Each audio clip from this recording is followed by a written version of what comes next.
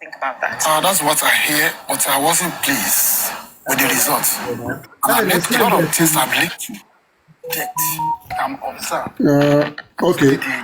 1 minute, take a share. The motive. Send it through email. Observed that I need to Yeah, my track send the same.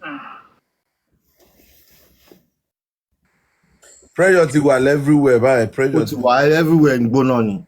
Everywhere, back. I don't stream where gon pressure wa lọ́dọ̀ wọn. Check get here ni Uncle Lati. Get here. Mo dẹ̀ ti tẹ̀ sí yín nísìn.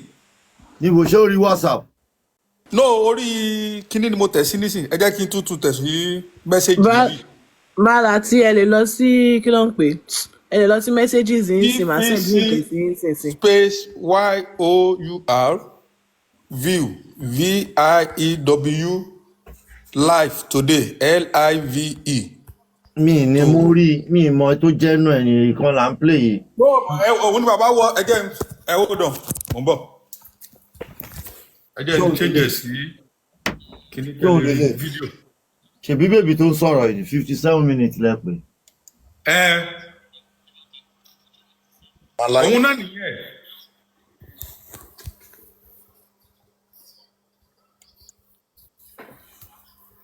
Kò sí bí. To empower women. What's the difference? There's a difference. That's what I'm saying. So hold that side. You're already almost naked.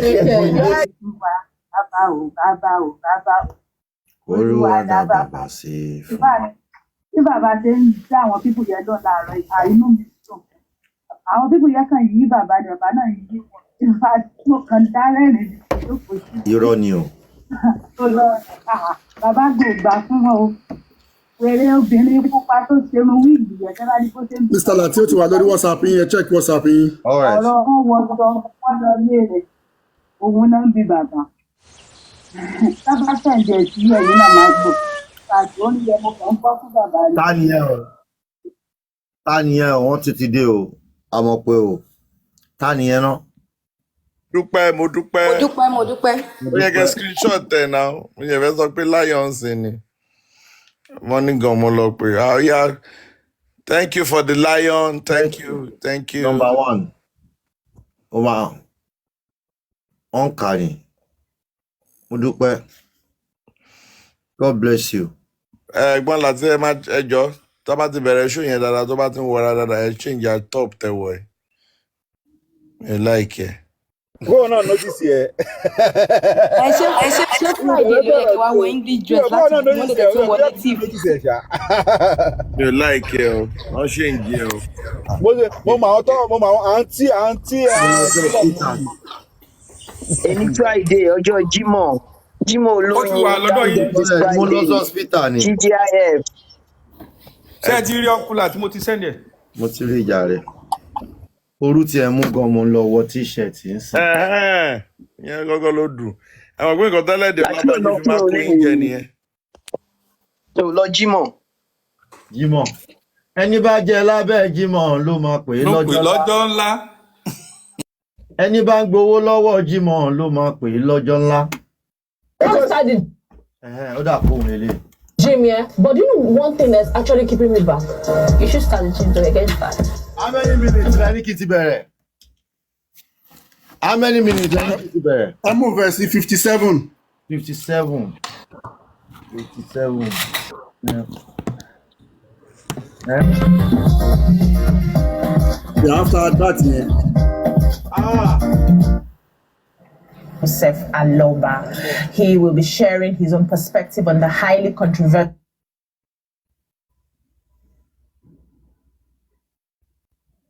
and mysterious circumstance that led to Mohbad's death and the never-ending dissensions so far about the death.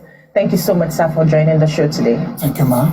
Yeah. Yes, ma'am. So we started hearing justice for Mohbad. We started from the 12th of September, 2023, the day he passed on. And a few weeks back, we heard that the pathologist had said that his body decomposed by the time of the autopsy we all have been waiting for. And this is going to make it possible for them to determine the cause of death. What do you think about that? That's what I hear, but I wasn't pleased with the results. And a lot of things I'm linked to the death that I'm observed. Mostly the DNA is one of the motives that I'm observed that it can lead to the death of my son. I wasn't pleased because a lot of things, the camera that is in the house was removed by an unknown person. So those are the angles that I want people to just. I want to invite a lot of lawyers that have interest in this case to come on, because a lot of things is hidden that is not revealed to people. Like the camera that's supposed to be there, and these results I wasn't pleased at all. At all. You just mentioned the DNA, and you know one of it's the motive. It was the most trending issue. The back and forth for DNA. Even one of his childhood friends said he was complaining about the paternity of that child, that he was met her just once. So I was shocked when I hear that. And are they not living together? Yeah, they're living together. Why do you think the DNA is a motive for? It is a motive, but because before the death of that my son, 2 months later, he had been calling me concerning the threatening people. I used to bully him. So now, when the death came, I recollect that there is a petition that he wrote, and which the police are not working on. And I want them to carry this petition to work on it. So it's one of the motives of those things that result to that death. It was bullying. At the same time, this paternity that I'm talking about, one of his friends made the conversation that he said he was doubting of his dad's son. And I myself, I'm doubting the son also, because a lot of issues are coming up, which I'll be settled with them. Sometimes it will use like 3 days to just left home. Without the consent of the husband. Okay, so you are suspicious of yes, a lot of things. Yes, you think he died naturally? It's not natural. It's not. So many people believe that you buried your son already.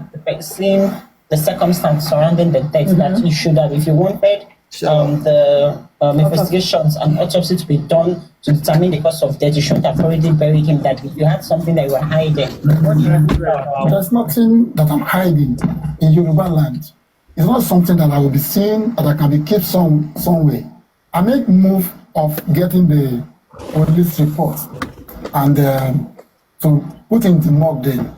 But I was surprised. The wife was with the doctor report. It does not present it. When I reached morgue that night, and they asked me, they said they have the rules here that I need to present doctor report and the police report, which I'm unable to present any. So those are the angles that make me say, okay, we can't be looking at him in this form. Prince Eba mute. That Prince Eba mute. Okay, I instruct this is how you need to do. I give him the authorized thing. The money is with him. Do the right thing. Now. No. They around that 3 o'clock in the midnight. So till when they bring the call. So it's not what I can just be looking, because he's a teenager, is a baby to me. As a father, I can't be looking at him in that such. So why the police reject me to give me the police report then. Because of people have been saying maybe I rush. It's not a matter of rushing, but that is how Yoruba used to. I'm from Ekiti. I can't be looking at my son dead. So that the mud is not they collect him from him. So those are the things the reason that make me to give that session. You know, this issue of the wife has persisted. I wanted to know, did he marry her? And what form of marriage did they do? Were you, as a father, present? Did you support it? Because I want to know when the suspicion started. Yeah, I like that question, because initially we are planning to just do introduction just for me to know you. And suddenly, on my way going there, they now said they have changed to engagement. Thank God they signed an engagement. So my aim is there for me to have interact with their family, to change number from them so that I can be seeing someone that I can be talking to. So that is my motive. So by reaching there, they now change to the engagement. Fine. And I changed with the father of the wife. So it was later when I began complain of what I've been passing through since all these days. I was shocked. This man was blocked me because there is an issue between two of them. He was telling me that he had bought 2 plots of land on the family of the wife. And I asked the father, do you aware of this kind of issue? He said, yes. Okay, since all these days, I've been demanding for this and there's no response from your wife. And from there, it just blocked my line. So we can't have any contact with each other anymore.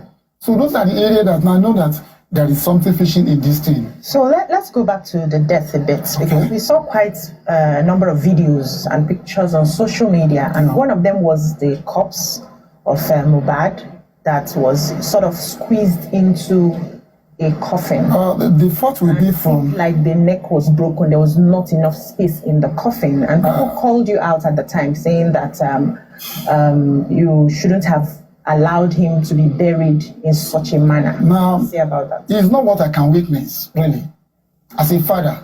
So I've given instruction to the PA, this is what you are going to do. So I was so surprised by seeing those things. I was seeing inside TV, I did not even witness it, because it's not what I can be witness. So what I've given the instruction. So the coffin was buying by this person that I give instruction to. So I didn't know anything about all those allegations given to me that I break his neck and I did this. So I just want to emphasize, just for many people who may not be aware. So culturally in Yoruba land, a father is not supposed to that's it. His child's corpse. Yeah. So you were not aware. You gave instruction, and you gave funds for the right thing to be done. But whoever carried it out, did it that way. Yes. Okay, but now let's go back to your suspicions. You talked about bullying. Yeah. And in the very beginning, we were hearing names like Naira Marley, Sam Larry. Who are those people to your son? Yeah. And we heard that you even had conversations with them. What have you gathered, from talking to them since Mohbad's passing? Well, since when the Mohbad passing, I did not have any contact with any one of them. Okay. But before Mohbad passing, I've been experienced a lot of things because they have been reporting those people to me. Thank God I witnessed once. There was a day I met him, when I prayed for him, said, Daddy, he having an issue with his manager. And he left me that day, not up to 30 minutes. Out of the people that go with him, they now came back, they said, Daddy, somebody was beating your son up there. And I said, okay, wait, let me reach here. Before getting to that place, when I'm at the gate of the street, that is how I met him. Where are you coming from? He says from his box. Well, I said, big joystick is okay. I can even see the sign. Even when... A big joystick is okay. All right. If you look at the picture of what has been, you can see me, I'm the one that puts on white. Because I put on white garment. So I saw the way he was beaten. You can even see when they normally begin to narrate his own story and say, they have to beat the way they have to. So people see those things that this boss is not sympathetic to my son at all. May I pause you a bit on that? Okay. Online as well, you had granted several videos. Yeah. And one of the things you said in the beating was that they had a right to correct him. There's nothing like that. Maybe you misinterpret me then. Mostly, yes. So what did you do when you saw the beating? Yeah, when I saw the beating, I asked my son and let me go to the police station to report. He said, Daddy, they have did something like that, which I saw him with Bella. They said they have write petition concerning that. They have submitted to the police station that Daddy, you no need to involve in this. And I have to be looking at them. So that they said the lawyers was involved.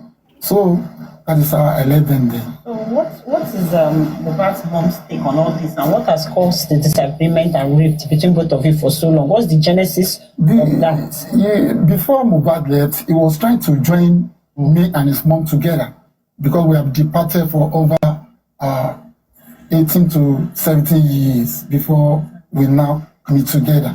So Mohbad is the kind of person that he need peace. When he begins said, this is Daddy, this is what I want, I have to accept him because he is someone that I love, is my second. So, but after the death, a lot of things coming up by seeing them having a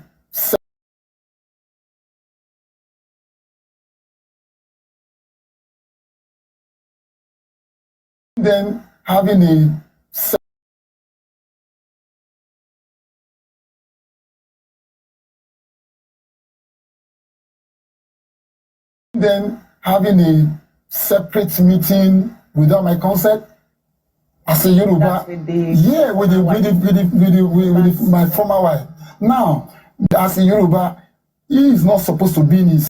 There is a meeting, inside meeting. So all those things make me to scare them. So they invite me. I did not join them anymore. And by saying this conversation, the way she makes speech, he even said, I said someone to stop my son. Is it possible? I did not know where this thing was happening. They called me. She's the one that called me.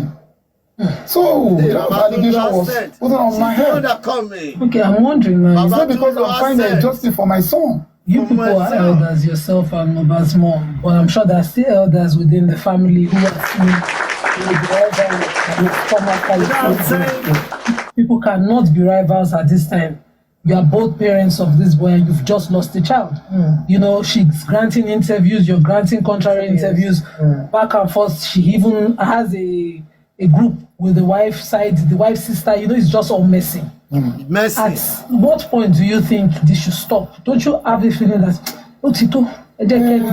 see me? Yeah, as a father, my relation called her. They invite her several times that she come up, but she refused.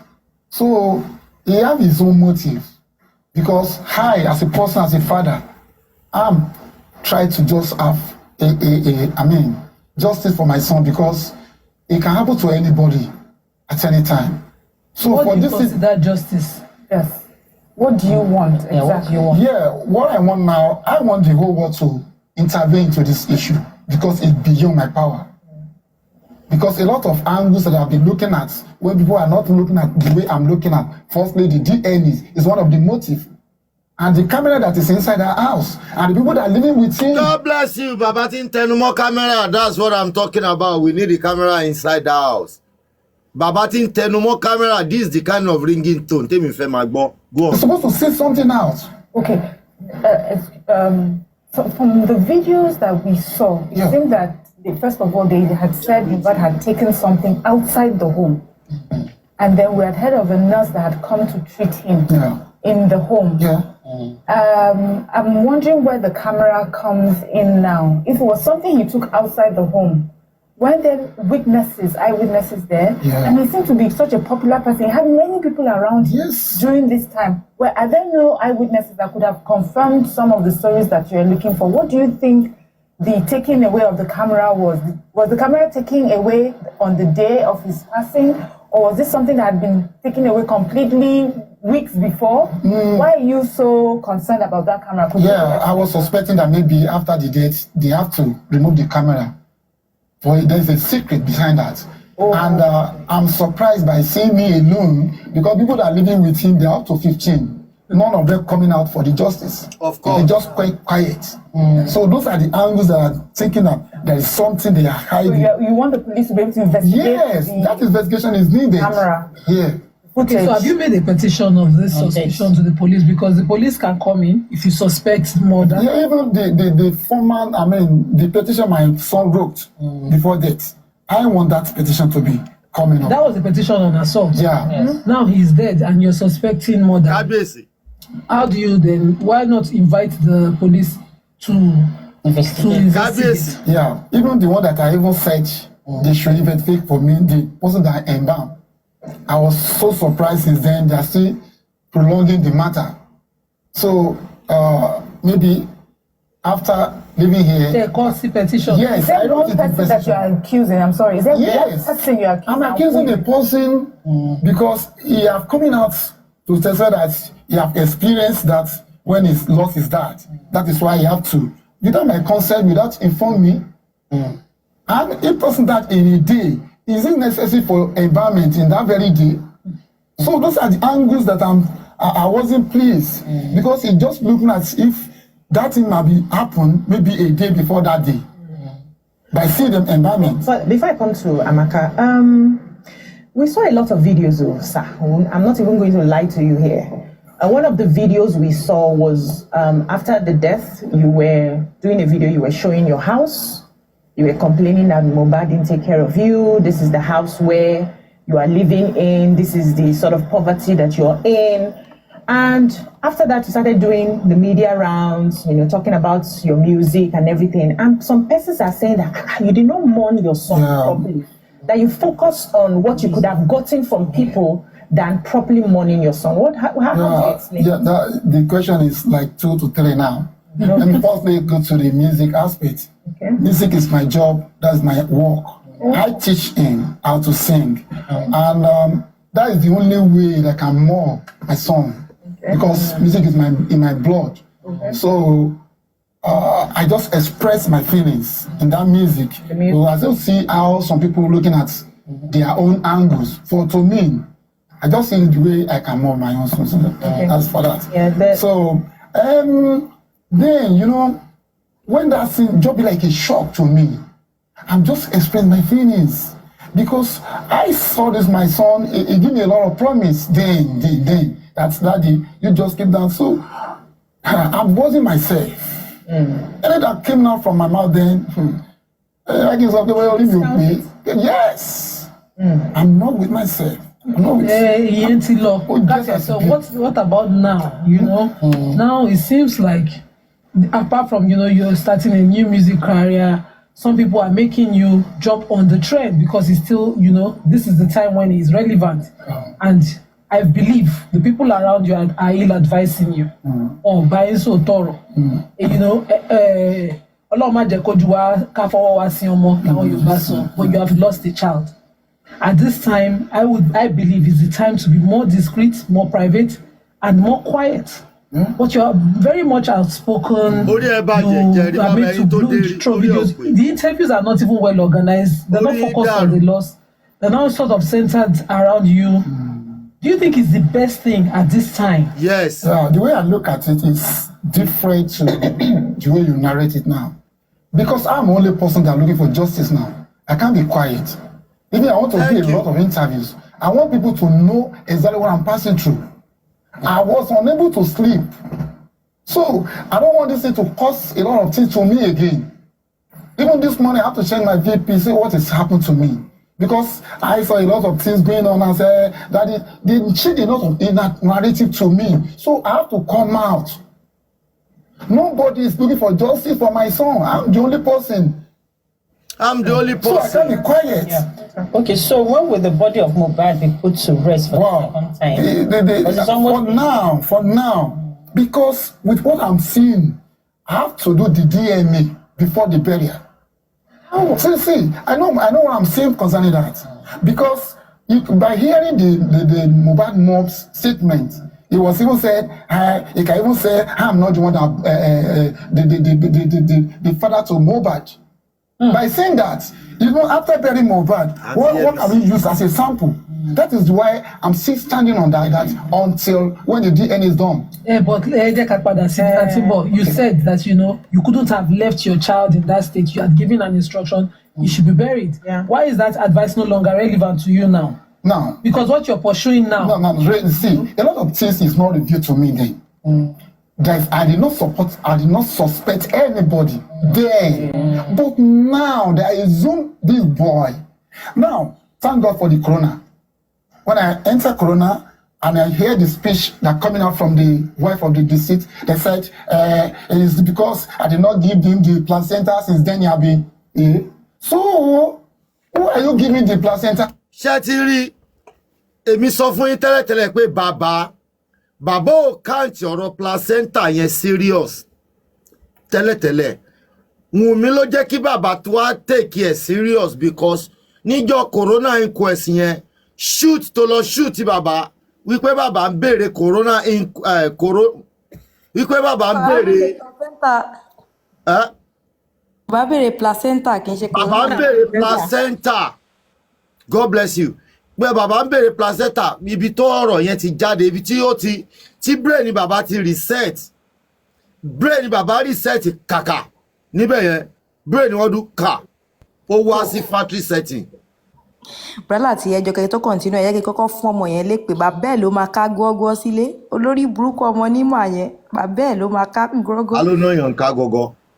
no ẹ má fún lépè ẹ má fún lépè ẹ má fún lépè ṣẹ́rí nǹkan tí I understand ni pé ẹ má gbọ́ mà n tẹ́ I understand ni pé ṣẹ́rí journalist tí wọn bá drill bàbá bọ́n ṣe drill bàbá yẹn wọn bàbá ò ní rí good ṣebí gbogbo àlàsí pé bàbá ṣe dáadáa ó fún wọn lésì dáadáa tẹ bá majority àwọn èèyàn first narration tí wọ́n gbọ́ lálákọ̀ọ́kọ́ everybody believe everybody kan ló wá sórí TikTok. Exactly. So ohun tẹ́lẹ̀ mi ti mọ̀ láti ìgbà yẹn ni gbogbo wọn mọ̀ bọ̀ bí wọ́n ṣe ń bi bàbá náà wọn vital questions yẹn tí bàbá dẹ̀ ń dá wọn lóhùn ẹ rí pé at times àwọn náà wọ́n ṣe they are now getting to know the truth but tí wọ́n bá béèrè àwọn questions yẹn bàbá ò ní voice out bó ṣe ń voice out yìí so bí wọ́n ṣe béèrè tí bàbá ń dáhùn yẹn a lot of people tún mọ òótọ́ ọ̀rọ̀ now so iṣẹ́ wọn náà ń ṣe that is their job.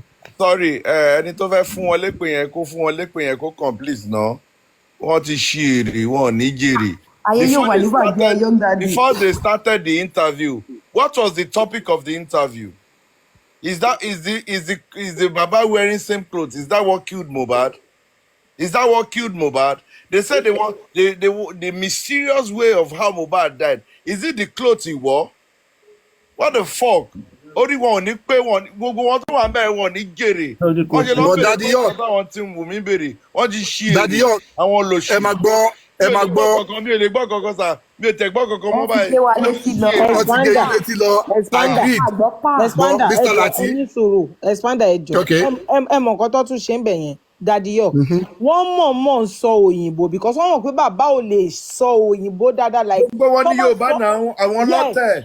Ṣé wọ́n mọ nǹkan tó ń ṣe ṣe rí tó máa ń pé Yorùbá ni bàbá máa sọ ìjìnlẹ̀ nǹkan tó ṣẹlẹ̀ gangan wọ́n máa sọ fún wọn bàbá máa nail kinní yẹn but now òyìnbó náà ń bá bàbá sọ because wọ́n ti mọ̀ pé tó bá bàbá sọ̀rọ̀ ṣe rí pé báyìí kọ́kọ́ béèrè pé bàbá ti ń sọ tẹ́lẹ̀ pé ilé tọkọ kinní kan tó máa ń pé kí bàbá máa ṣàlàyé fún wọn bóyá jẹ́ Yorùbá tó ti yẹ yín báyìí but now English tó ń sọ yẹn bàbá ò fi bẹ́ẹ̀ kí tí pé bàbá gbọ́ kinní bó ní bí bàbá ṣe lè express kìíní ìgbẹ́ yẹ kí bàbá ti dáhùn ní Yorùbá ta ló fọ̀ sọ dáhùn English má dẹ̀ sọ̀rọ̀ Yorùbá ṣebí newscaster yẹn gan béèrè nǹkan kan ní Yorùbá náà á dẹ̀ sọ̀rọ̀ Yorùbá.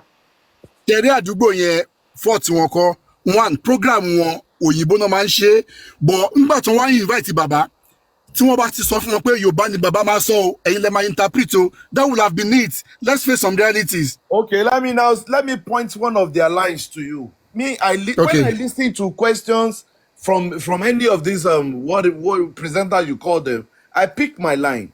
There was a lady that said Baba has been granting like a contradicting interview. Go and listen to what these people are saying. They are saying it deliberately. No.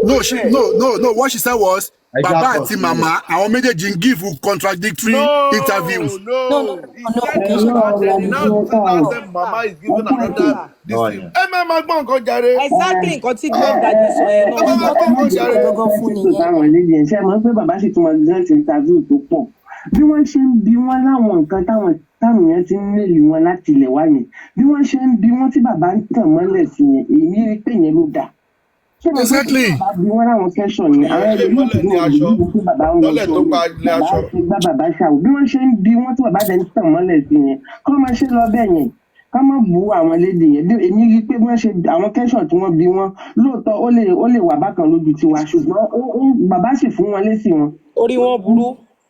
Orí wọn burú ẹ tún sọ mí orí wọn ò pé gbogbo àwọn tó wà ní ojú ìyẹn láàárọ̀ yìí.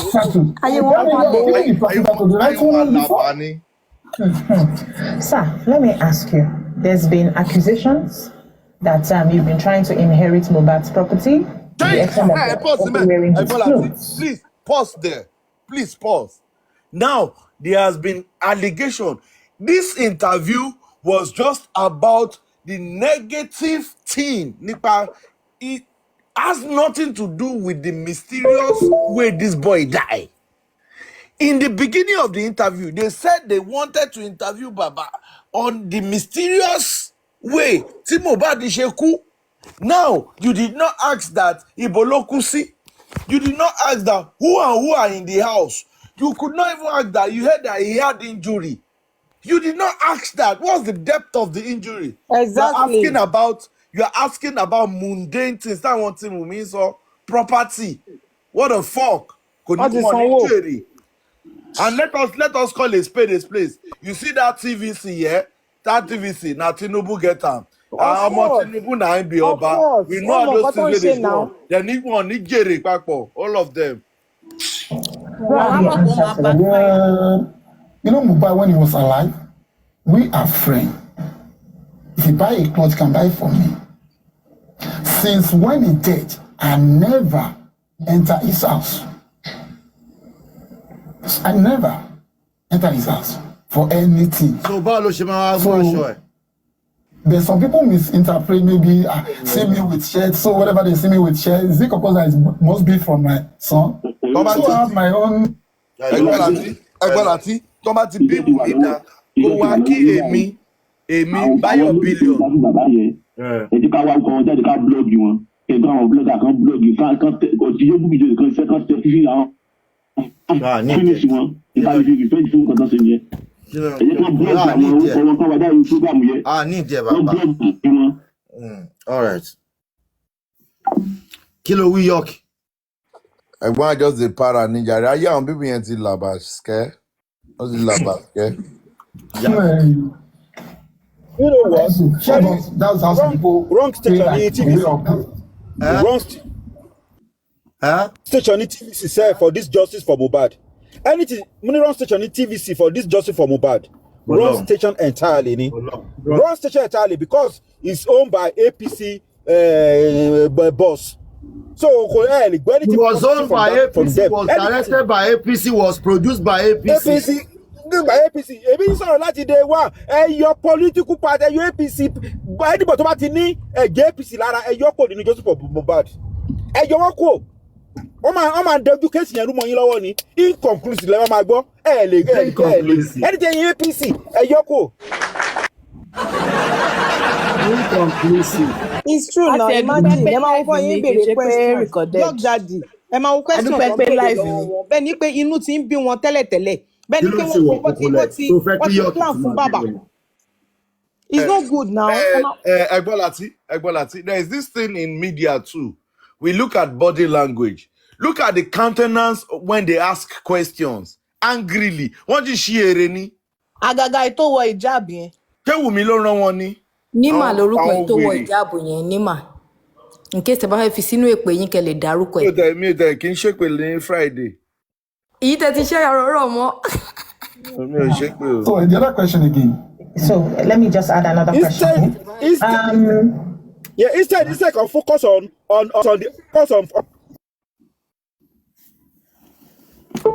First of all, the property. Said you have been. There's nothing like that. There's nothing like that. When he was alive, there's a particular land that he bought, and he said, "Daddy, he had been saying this in many interviews that he have get you a church." According to him, he said, "Go and use that land for a church," and he gave me the document. Okay. And I've been trying to just call him. This is what you are going to do for me. Since then, there's no turn up. But when he's dead, and I said, I did not know anything about his property. That's the only way I know. So, in a Yoruba, there's nothing. Did you start a conversation on landed property he bought? What is the motive of that guy again, that girl again, that is emphasizing? Did you start a conversation on the landed property? And you are telling me that it is not. Some of us, we read in between lines. And we read in between lines. That's why if we sit down and analyze this thing from the topic to the body is different. And you are telling me that these people are this thing. Oh, Nigeria. On Jolagbe Friday. Measure it because when he died, I didn't know where to bury him. That is the only way I know that he had land on. So I have to take him to that place. So people say, he have taken the land when he was alive. When he's there, he have to. There's nothing like that. So you buried that land he bought? Yes, okay. Because he is the owner. Even anything that I even buy for me, I can still stand that is the owner because I was thinking of maybe it will belong to back me.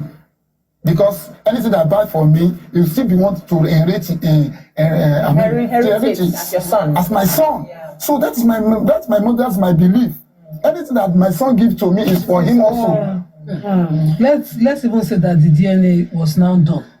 And the result shows that the boy in question is your son, your grandson. Yeah. And that, maybe Mama Mohbad now, who had, at some point you allege that she had claimed that even Mohbad wasn't your son.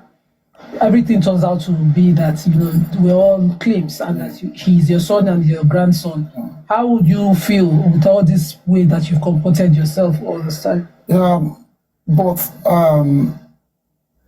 my mind now said, let me assure of if it is mine. Because a lot of money have been coming up. Back into court, no, Alex, now, if we come back, airport wà láti airport.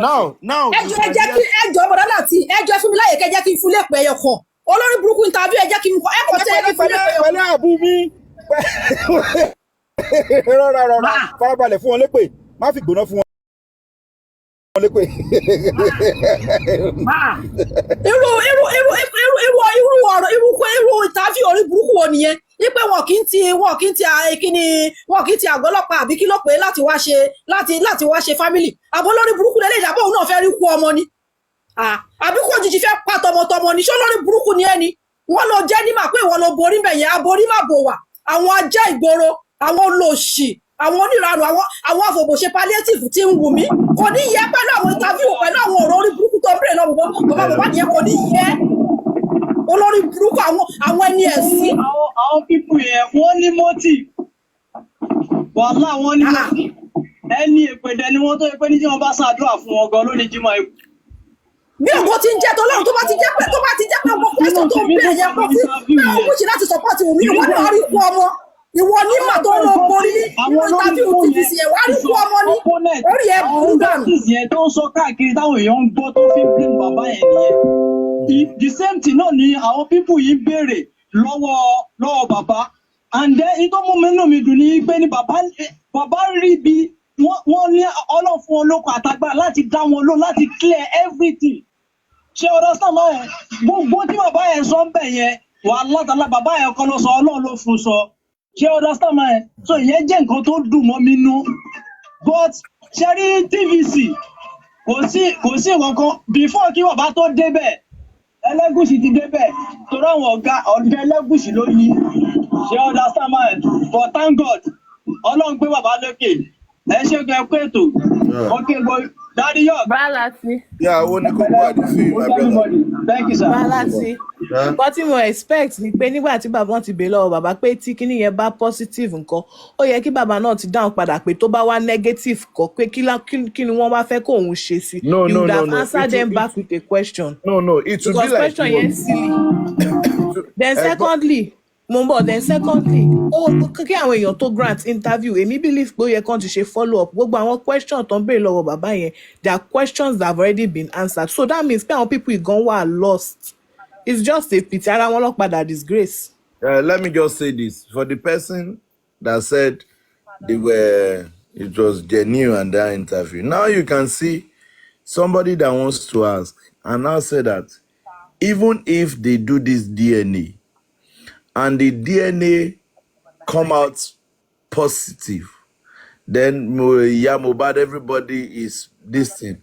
Baba Mohbad answered and said, I will accept. Then the girl now had to, she was not okay with the response of Baba. She was now reminding Baba pé Akinde láti court dọ̀rẹ́. What nonsense. Ìgbà tó bèrè yẹn tán kò ṣe wá bèrè pé okay o ẹ sọ ilé o okay the other one tó bá yá jẹ́ pé ó jẹ́ negative ńkọ́ kí ló máa ṣẹlẹ̀. wọ́n ní sọ débẹ̀. ẹ wá sọ fún wa pé àwa kan tẹ́ bá pàtẹ́wọ́ méjì àmọ́ nǹkan tó mìn tẹ́ bá pàtẹ́wọ́ mẹ́ta àwa mọ̀ nǹkan tó mìn. kò tí ẹ dìgbà tó bá ti sọ̀rọ̀ nímà yẹn á ti mọ̀ pé ara àwọn tí ó máa wá sórí platform yìí ká tó máa sọ pé ara àwọn tí wọ́n sọ nìyẹn pé wọ́n máa fi jáàbù ọ̀ràn wọn yẹn wọ́n máa fi borí lọ ń dókó kiri bí ajá àwọn náà nìyẹn nímọ̀ yẹn lára ó wà lára wọn àwọn olóṣó then tẹ́ bá tún wo olóṣó aṣọ borúbí. tẹ́ bá tún wo ọ̀rọ̀ yẹn máa rí ibi tó ti ń sọ pé bàbá bí bàbá ṣe kọ̀ǹpọ̀tà rẹ̀ nínú gbogbo ọ̀rọ̀ DNA yìí Wùmí ló ba gbogbo ẹ̀ jẹ́ òun ló mú ọ̀rọ̀ yẹn lọ sí court òun ló sọ pé court order òun ló sá fún court order òun ló ṣì ń wá òun ló ń twist and turn so èmi ò mọ bí bàbá ṣe kọ̀ǹpọ̀tà rẹ̀ tí woman yẹn ṣe sọ pé bí bàbá ṣe kọ̀ǹpọ̀tà rẹ̀ idiot ló yẹ kọ́kọ́ ẹ bá sọ̀rọ̀ tó bá délé. ọkọ ẹ lè bá sọ̀rọ̀ ó lè má lọ́kọ. ṣé ó lọ́kọ ni ṣé ó lọ́kọ ló jẹ́ ló ṣe gbogbo olóṣó kò lè lọ́kọ bó ṣe wà yẹn kò lè lọ́kọ wọ́n ti ọkọ ti lè dànù tipẹ́. ṣé ká kan ẹja gbọ́ yòókù tán. aláṣẹ ẹgbẹ́ continue jàre. At the end of the day. At the end of the day, how we accept it? I just want to assure of. I want to assure of the patterning of that baby first. Does it matter if Mohbad accepted that child as his own? If Mohbad saw that child as his child? Yes. So what would it change? He was ṣẹ́rí ẹ̀yin people ilẹ̀ máa jẹ́ kí n gbé ọ̀rọ̀ Dúpẹ́ mo fẹ́ introduce Dúpẹ́ sí yín ẹ̀ mọ̀ ipe ayé ẹ̀yin lẹ́ máa jẹ́ kí n kó fún Dúpẹ́ Godwin ìwọ mo bá wí o tó bá ń gbọ́ mi máa get yourself ready mo rí fídíò tó ṣe fún bàbá Mohbad mo ń bọ̀ mí tí dé. Did he talk to you about his suspicion? No.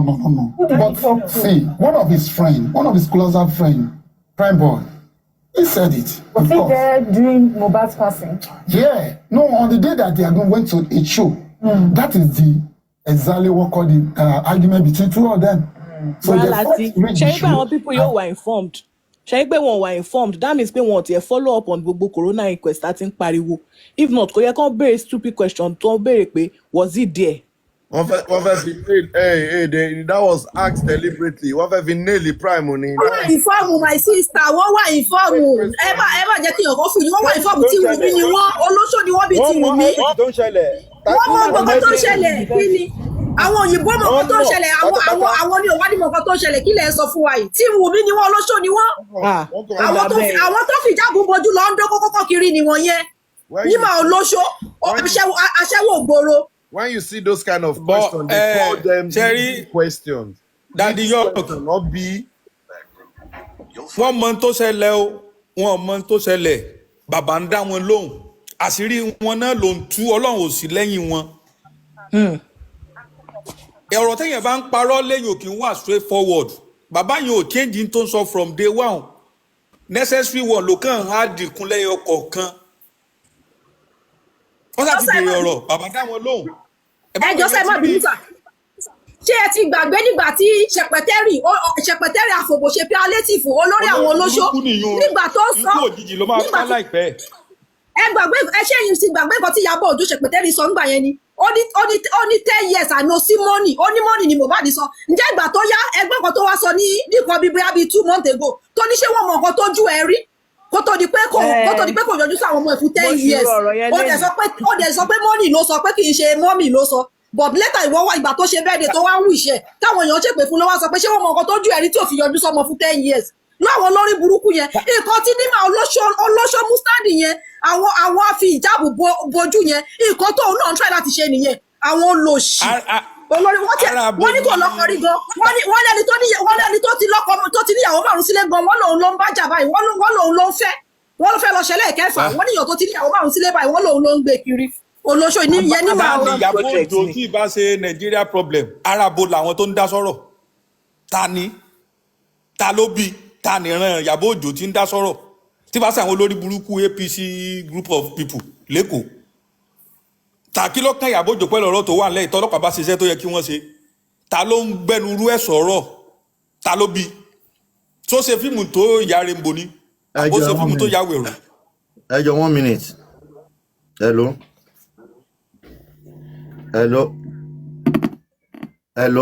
Kọ́ má bulí mọ̀. Kí ló dé? Ọmọ yìí yẹn, ẹ ló jàre. Kọ́ má bulí mà. Because bó ṣe wà yẹn, ó lè jó nǹkan ju ọkọ ẹ̀ lé. Ó lè jẹ́ kankan náà lòun pẹ̀lú àti Wùmí. Nǹkan tá a máa fi bu náà nìyẹn, tá a bá ń bú Wùmí, a máa bú Límà. Ẹ̀yin wúmọ̀ ẹ̀yẹ ẹ̀dá ẹ̀ ṣe èèyàn. Ẹni kan máa bù kí lẹ́yìn sọ lẹ́nu. Onímọ̀ bó ṣe máa lo tẹni ẹlẹ́ni náà. Tó kọ́ má bù. ìgbà tí ò ní tí kò mọ wúlò ọkọ kò ní wúlò ọkọ lé kò dẹ̀ ní bàbá tó wà responsible tó bá ní bàbá tó wà responsible tó lè jà fún ni the stupid idiot Nima will not be asking Baba Mohbad that kind of nonsense and stinking question like that. Honestly speaking, come boo. She's a foolish person. Òun lọkọ nínú ilé ọkọ ẹ̀ níyàwó. She's a stupid girl. Òun lọkọ nínú ilé ọkọ níyàwó. Idiot. Ó fẹ́ kọ́ mọ̀ ń gbé story life ọkọ òun wá sórí social media. Exactly, wèrè ní bọ́yẹ máa ń ṣe nìyẹn. Àṣírí wọn máa tú ni. Tó jẹ́ kó máa bú àwọn ẹlẹ́sìn Mùsùlùmí, olórí burúkú olóṣàánú, má dárò síbi ojú. Ṣé pé story ò dá? Ọmọ òfò. Gbogbo àwọn tó máa ń support ti wù ní story wọn kì í ever dá. Ọkùnrin tó lè dúró ti ọmọ láti how many years? Tó dẹ̀ tún torí bẹ́ẹ̀, ọkùnrin míì, ọgọ́rùn-ún òbèsùfẹ́ ni wọ́n. Tó bá ti gbọ́rùn-ún òbò báyìí, wọ́n máa àbájọ àwọn ọmọ wọn máa lọ. Bàbá Mohbad choose nígbà tó ní nínú ìyàwó àtọmọ èwo ni kó choose, ó choose ọmọ ẹ̀. Ẹjọ́ tó dé Ọlọ́run, ṣé bàbá yẹn kò tó láti ọ̀nà láti respect? The stupid idiot ó ń béèrè question tí ò yẹ kó béèrè, ó béèrè question tí ò sínú dictionary tá bá ní ká wò dáadáa bóyá òun náà ti bímọ tó bá ti bímọ ajẹ́pọ̀ máa lè lòun náà máa bí. Because tí ò bá ti bọ̀ kò ní máa béèrè irú question bẹ́ẹ̀ yẹn lọ́wọ́ bàbá. Ó dàbí wípé ó fẹ́ ṣòfò. Wọ́n fẹ́ fojú sunkún ẹ̀, wọ́n fẹ́ fojú sunkún òun àtọmọ ẹ̀, àbúfẹ́ rìn lọ láìyè olórí burúkú ọmọ olòṣì ọmọ àlè àbí ìpàdé ọmọ òfò ọmọ àdánù ọmọ ránù olórí burúkú tí ẹ ló máa bàjẹ́ dànù. Èpè ló fẹ́ ká ṣẹ́ wọn fẹ́ ká bù. Wọ́n ti ẹ̀ lè béèrè pé kí ni way forward, wọ́n kàn béèrè pé báwo la fẹ́ sí anti-justice làwọn pípì anti-justice gidi. Wọ́n lè béèrè pé kí ni way forward. Ìyá Mohbad sọ lánàá náà ni pé kọ́ máa ṣe autopsy kan lọ sí ọmọ. Ìyá Mohbad ọgbà wèrè ló yẹ kí ìyẹn wọ́n ẹ̀ máa sílẹ̀. Mi ò tẹ̀ kí n rú ọ̀rọ̀ ẹ̀. Ẹja gbọ́ tó ti fẹ́. From the show going home. With his friend? With his wife. And this friend? This friend was there, yes.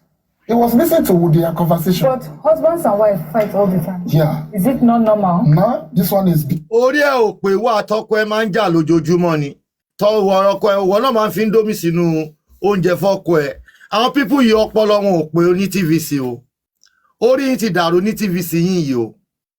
Ẹ yà wèrè gan o. Young abnormal. Because what was abnormal about it? See, normally she's not the part of people that are supposed to go to the show with the baby, 5-month baby. Okay. Oh, you have to go there because of the arguments. So from there, the friend now begin hear their conversation. He wasn't follow them the show. The person that joined the bus reach home still complained the same thing until they reach home. They are still continue fighting. Why is he carry the baby to the shoot for? Okay, thank you so much for coming on the show. One final question before we go to really wrap up. What sort of support have you gotten so far from the entertainment industry since Mohbad's death? Ṣẹ́gbọ́n question. What support ni Baba Mohbad ti gbà lọ́dọ̀ àwọn music entertainment? Ṣé àwọn people yóò sì láyé ni? Ẹ show love, ẹ show some love, ẹ jọ. Ẹ show love. Ẹ show ẹ fàájà. Ẹ increase like ẹ á ti wà over 1 hour. Like yóò ti wọ 1,000 kò dá now. Kò tí wọ 50. Ẹ power tap now. Èèyàn 500. More than 500 ló wà báyìí ẹ power tap. Well, for the way I'm seeing things, because when Mohbad was alive, there is a lot of speech that he made. He said, when I die, you cannot kill me and kill the whole of my family. Now I was surprised that it remained only me that fighting for the justice, but people of the media, they stood by me. People that want truth, they stand by me and they say the truth. So by seeing those people, I'm seeing a lot of support from them because they love Mohbad and the love is not ended when Mohbad was dead. Are you going to have a reburial? Yeah. No, one in the reburial. One lawsuit journey. Emma was stupid question. My lawsuit jẹ. Bala tí mi mọ̀ bóyá ẹ notice pé at the beginning of the interview nígbà tí girl yẹn dárúkọ àwọn tó wà ní petition yẹn ṣé mọ̀ pé kò dárúkọ ọba Ẹlẹ́gùṣì orúkọ Ẹlẹ́gùṣì dẹ̀ wà ń bẹ̀ ṣé mọ̀ ṣá So ẹ ti mọ̀ pé àwọn people yìí mọ ọkọ tó ń ṣe. Ẹ já continue sir. All right. Ẹ bá mute ta ni ẹ. Tamsi. Hello jàre beauty bee. Yes, sir. Ẹ káàárọ̀ gbogbo ni. Ẹ káàárọ̀ jàre. Èmi ò expect anything less than nǹkan táwọn people yẹn ṣe léni. Because ṣé mo pé àwọn náà ń follow case back to back. Àwọn these same people yìí ló pe wèrè kan tó pe rẹ̀ ní lọ́ọ̀yà tó wá ń sọ lórí platform pé bàbá ò ní right. Wọ́n ṣe ní follow ẹ̀ àwọn kan náà interview Prime Boy ni. Ipe bàbá ò ní right láti béèrè DNA. That same platform on 2 occasions tèmi ti rí wọ́n máa ń sọ̀rọ̀ bàbá láì dá ni pé báwo ni bàbá ṣe máa béèrè DNA, báwo ni bàbá ṣe máa ṣe kinní kan, we even heard bàbá was very nice even before today's interview. So èmi wá láìkí bí bàbá ṣe tá tán sí wọn lọ́rùn o. Àjọ máa tá tán sí ibẹ̀ ni. Wọ́n rò pé àwọn lè mú bàbá ìbọn bàbá yẹn sọ pé ẹ̀rọ kó tó stage kan bàbá gan yọ glasses kúrò lójú pé ṣe ya òye jù. Àwọn people ti ojú bàbá mú ara abúyá wọn ti mú ooru. Ipa àwọn ilé máa fi question báyé mi jẹ́ síbi báyìí o. Bọ́dà láti tí ó bá ṣe pé wọ́n wà báyà kí ló ṣe tẹ́ ìbéèrè question tó pàṣẹ Wùnmí náà. At least if you are not by, you would have asked Baba, but we heard there was a time Wunmi called you and Wunmi was. No, you were relevant. You need. What did you do? What? Even that woman told Alaja yẹn, that stupid woman was even saying Baba, àwọn tó ń kọyín wọn. Lima. She also sọ̀rọ̀ kan tó rú sí bàbá pé yẹn wọ́n sọ nǹkan tó da ṣe nǹkan tó da bí ìṣàtẹ̀gbà mo ti gbàgbé bóyá kò sọ̀rọ̀ yẹn. Interview làwa ṣe mí ní kẹwàá lecture mi mẹ́. Ṣẹ́gẹ̀t. Interview ni mo wá ground mo wá sọ tẹnu mi ní kẹwàá lecture mi. Gbogbo wọn yẹn sáìdì Wùnmí lọ wà. So mi ò expect kan béèrè ọ̀rọ̀ kankan nípa Wùnmí ṣùgbọ́n Ọlọ́run máa mú wọn. All right. Ìbọn mi wá láì bí bàbá ṣe ní courage. Bàbá ò mí kàn.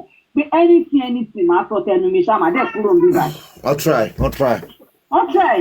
I give kudos to you. Yeah. It's going to be done after the DNA and the investigation of the pathology, which I'm planning of private ones now, because I wasn't pleased with what the result of the government give to me. Thank you so much, sir, for joining us on the show today. We're speaking with Mr. Joseph Aloba, the father. Shut up, Ujo. Ẹ̀mọ̀kan tí mo láìkì jù nínú interview yẹn ni. Bàbá sọ pé òun gá ti ń dájú, ó lè ṣe ní mọ́ interview tó ń ṣe máa gá sí. Pé kò tó bá wù yín ká ṣe, mo láìkì bó ṣe sọ yẹn fún wọn bàjẹ́. Ìgbà ìṣẹ̀ṣẹ̀ bẹ̀rẹ̀ ni òun sì ń lọ sọ̀rọ̀ títa jù bẹ́ẹ̀ lọ. Inú mi dùn bí bá ṣe sọ yẹn fún wọn. Ẹ ṣé dàbọ̀. Ó yá ẹ bẹ̀rẹ̀ o àti Platon òun lẹ ti gbọ́ yẹn. Brother mi mo kí yín sir. Pet Cage. Mo kí yín sir o. How are you? I'm good. Bàbá dẹ̀ jẹ́ kí n tún wà very good sí. I greet all the panelists, I greet the commenters. We are all doing well. In as much as Baba is doing well, we are the one doing well. Baba tried, he did well, and I love the way he answered all the questions. And you see, let me quickly say this before I move forward. My sister, Debbie T, look, the winning side, the winning team do not struggle. The winning team do not bother. They are just they are steady, moving forward. That's what they do. We are winning in all aspects. It's so clear. So I wouldn't want you to be bothering yourself much because of our health. Is very important. I need the health láti fi jà kéèsì. Adẹ̀tí win, ó sure bàjẹ́. So please, and to every one of us, yes, Baba did well, like I said. And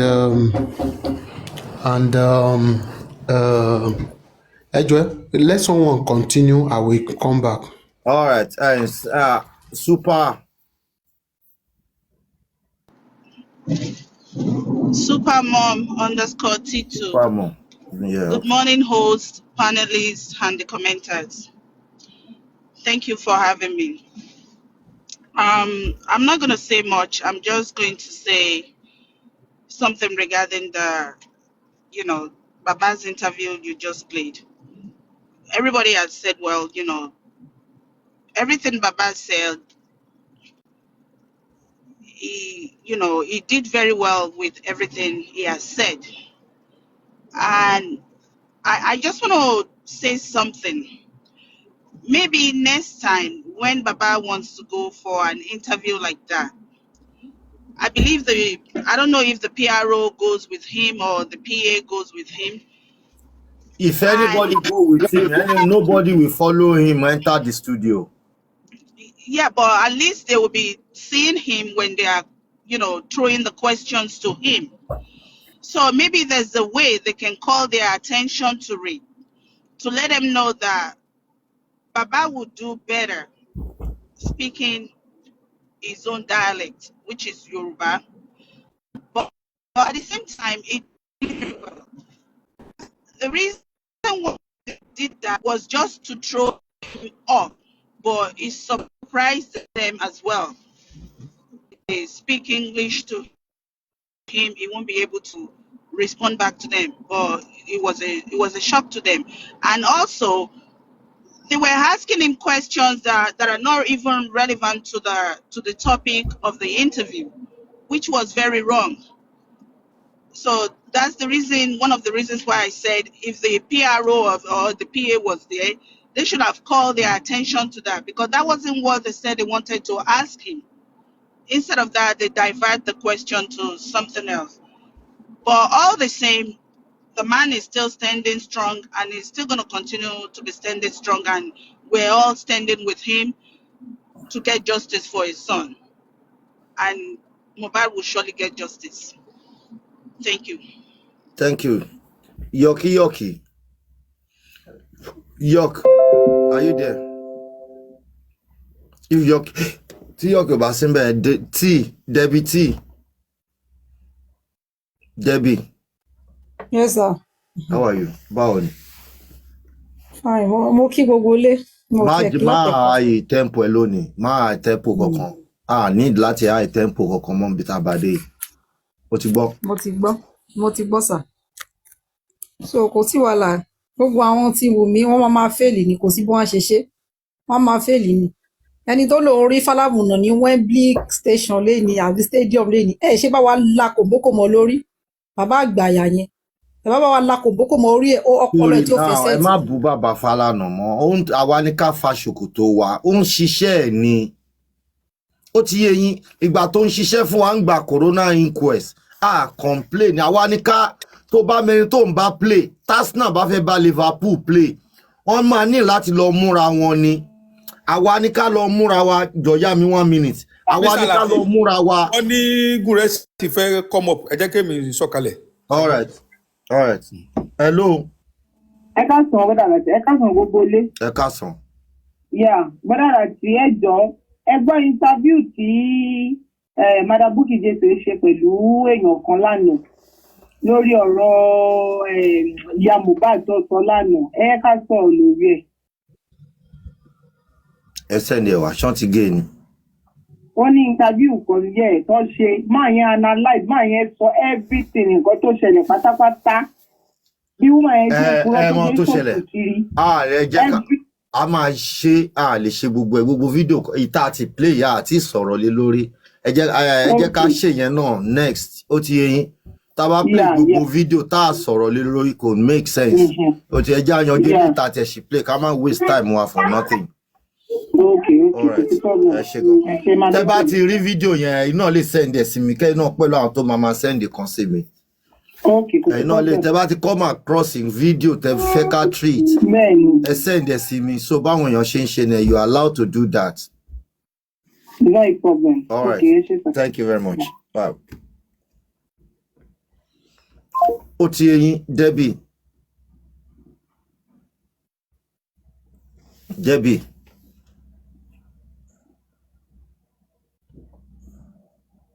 Oh yeah, that prince. That prince. Mi sọ̀rọ̀ mo ṣiṣẹ́ lọ́wọ́ mo ṣe wọn kọ́ lọ́wọ́. Ẹ kọ́ ló mi sọ̀rọ̀.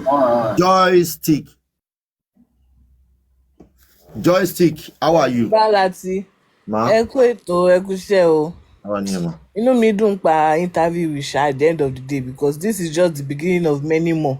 Torí mo mọ̀ pé more people máa ń fẹ́ interview bàbá but bí bàbá ó ṣe jẹ́ ká mọ next step wọn tí ó jẹ́ ká mọ̀ pé àwọn máa lọ TVC bẹ́ẹ̀ náà nìkan ṣe kọ́ má jẹ́ ká mọ the next move to avoid any form of compromise or to avoid any form of pé àwọn èèyàn compromise gẹ́gẹ́ bí mo ṣe sọ ṣe é pé bí àwọn ilé ṣe tí wọ́n tẹ àwọn lọ́rùn tó padà tẹ ní díẹ̀ táwọn èèyàn rí wà wọn ìyẹn ló ti dájú because èmi ní faith ní bàbá because his words are consistent so bàbá ò ní problem the only thing ni pé nǹkan tí bàbá ò bá lè fi òyìnbó down kó fi kíni kó fi yorùbá kó fi down irúgbà tó bẹ̀rẹ̀ nípa entertainment kíní yẹn media ni bàbá fi down but wọ́n mọ̀ pé tó bá yẹ pé ó fi down ní yorùbá á lè sọ kọ́kọ́ tó yẹ kó sọ because that kind of question yẹ kó sọ pé no pé kò tí receive any support from kí ló ń pè from the music industry pé kódà wọ́n rò pé wọ́n máa fi owó Mohbad on hold títí tí wọ́n máa fi sort out gbogbo legal case but ó kàn rí pé gbogbo wọn dákẹ́ àti gbogbo àwọn ọ̀rẹ́ ó yẹ kó call gbogbo wọn out bẹ́ẹ̀ yẹn but wọ́n mọ̀ pé tó bá yẹ pé yorùbá ni bàbá sọ á lè ṣe kí ni á lè express ara ẹ̀ better then ẹ jọ gẹ́gẹ́ bí mo ṣe sọ láàárọ̀ yìí anywhere tí bàbá bá wà tó ní mo rí pé bàbá ń mutí wípé kí gba cup yẹn lọ́wọ́ wọn kí fọ́ cup yẹn mọ́lẹ̀ ni kọ́ máa mu anything anywhere tó bá ti lọ bí even omi kọ́ máa mu kì í ṣe gbogbo omi ò sọ pé wọ́n máa poison wọn o but èèyàn mọ́nú èèyàn torí àwọn náà ti rí àwọn obìnrin tó wà ń bẹ̀ àdẹ̀mọ bàbá ní a lot of target lẹ́yìn ẹ̀ so anything tí bàbá fẹ́ ṣe kó máa mu anything kó mú bottle water ẹ̀ lọ kó mú flask ẹ̀ lọ kó jọ torí ọlọ́run wò torí tí anything bá ṣe bàbá kéèsì ti close ẹ má dẹ̀ ń parọ́ fún yín so bàbá needs to be very careful not to be trusting and careless. You are making sense. Then lastly kan tí mo kàn fẹ́ sọ ni pé bàbá need láti get interpreter going forward tí bá mean interpreter ní ìsìn mú mi pé ẹnìkan tó jẹ́ pé ó máa jẹ́ his second voice irú tó máa ń ṣe live lórí TikTok káwọn náà bẹ̀rẹ̀ sí ń ṣe live lórí Instagram because most of these Instagram people àwọn Instablog ló control narrative justice for Mohbad and they need crowd from Instagram too so that wọ́n máa fi wọ́n làkàlàkà anywhere tó bá turn sí so bàbá need ẹnìkan tó jẹ́ pé ó lè speak English because justice for Mohbad is not a Yoruba movement because àwọn agan ti rí pé àwa Yorùbá ń betray ara wa we need other people we need a universal language if this is going to be a global case so bàbá need ẹnìkan tó lè máa interpret fún ní English tó bá ń sọ Yorùbá so that tó bá ti wà lórí Instagram tó bá ti ń ṣe live bó ṣe ń sọ Yorùbá ti tiẹ̀ lẹ́nu ẹ̀ máa communicate fún àwọn tó bá kù because bẹ́ẹ̀ ni àwọn sọ̀rọ̀ sókè generation pọ̀ sí so we need an interpreter for baba so tó bá máa jẹ́ pé a máa ní láti get another phone fún wọn láti máa fi stream so that kò ní rí pé TikTok nìkan ni tó yẹ wọ́n pé TikTok yẹn tó jẹ́ kán sọ wọn bàbá lẹ́nu tí wọ́n ń gbé lórí Instagram pé bàbá ń fi ikú ọmọ ẹ̀ pawó so kó kúkú lọ sórí Instagram at least Instagram wọn kì í ṣe gift ń bẹ́ẹ̀ so that his voice will be heard but like I said èmi wà very very very positive pé this is just beginning of something great irú CNN tó fẹ́ lọ yẹn kí lọ́ọ̀yà lọ kí bàbá lọ àti interpreter náà kò lọ so any legal case lọ́ọ̀yà ló máa down but any in-depth case torí bàbá ló ti wà ń bẹ̀ láti day one interpreter á lè down tí bàbá bá ti sọ títí ẹ̀ tán so for now nǹkan tèmi ní láti sọ nìyẹn ìwà mọ̀ bóyá any question tẹ̀tún fẹ́ béèrè. Guresi. Yes, sir. A manage ara wa. Àwa bí ẹwà. Kò ní sú wa, kò ní rẹ̀ wá. Ọlọ́run tó máa ń tún agbára ẹ̀dá ṣe, a máa tún agbára wa ṣe. Gbogbo èébú àti èpè àfihànṣọlá náà ni kò sí nǹkan kan. We will remain undisturbed, unperturbed. Our focus la wa after.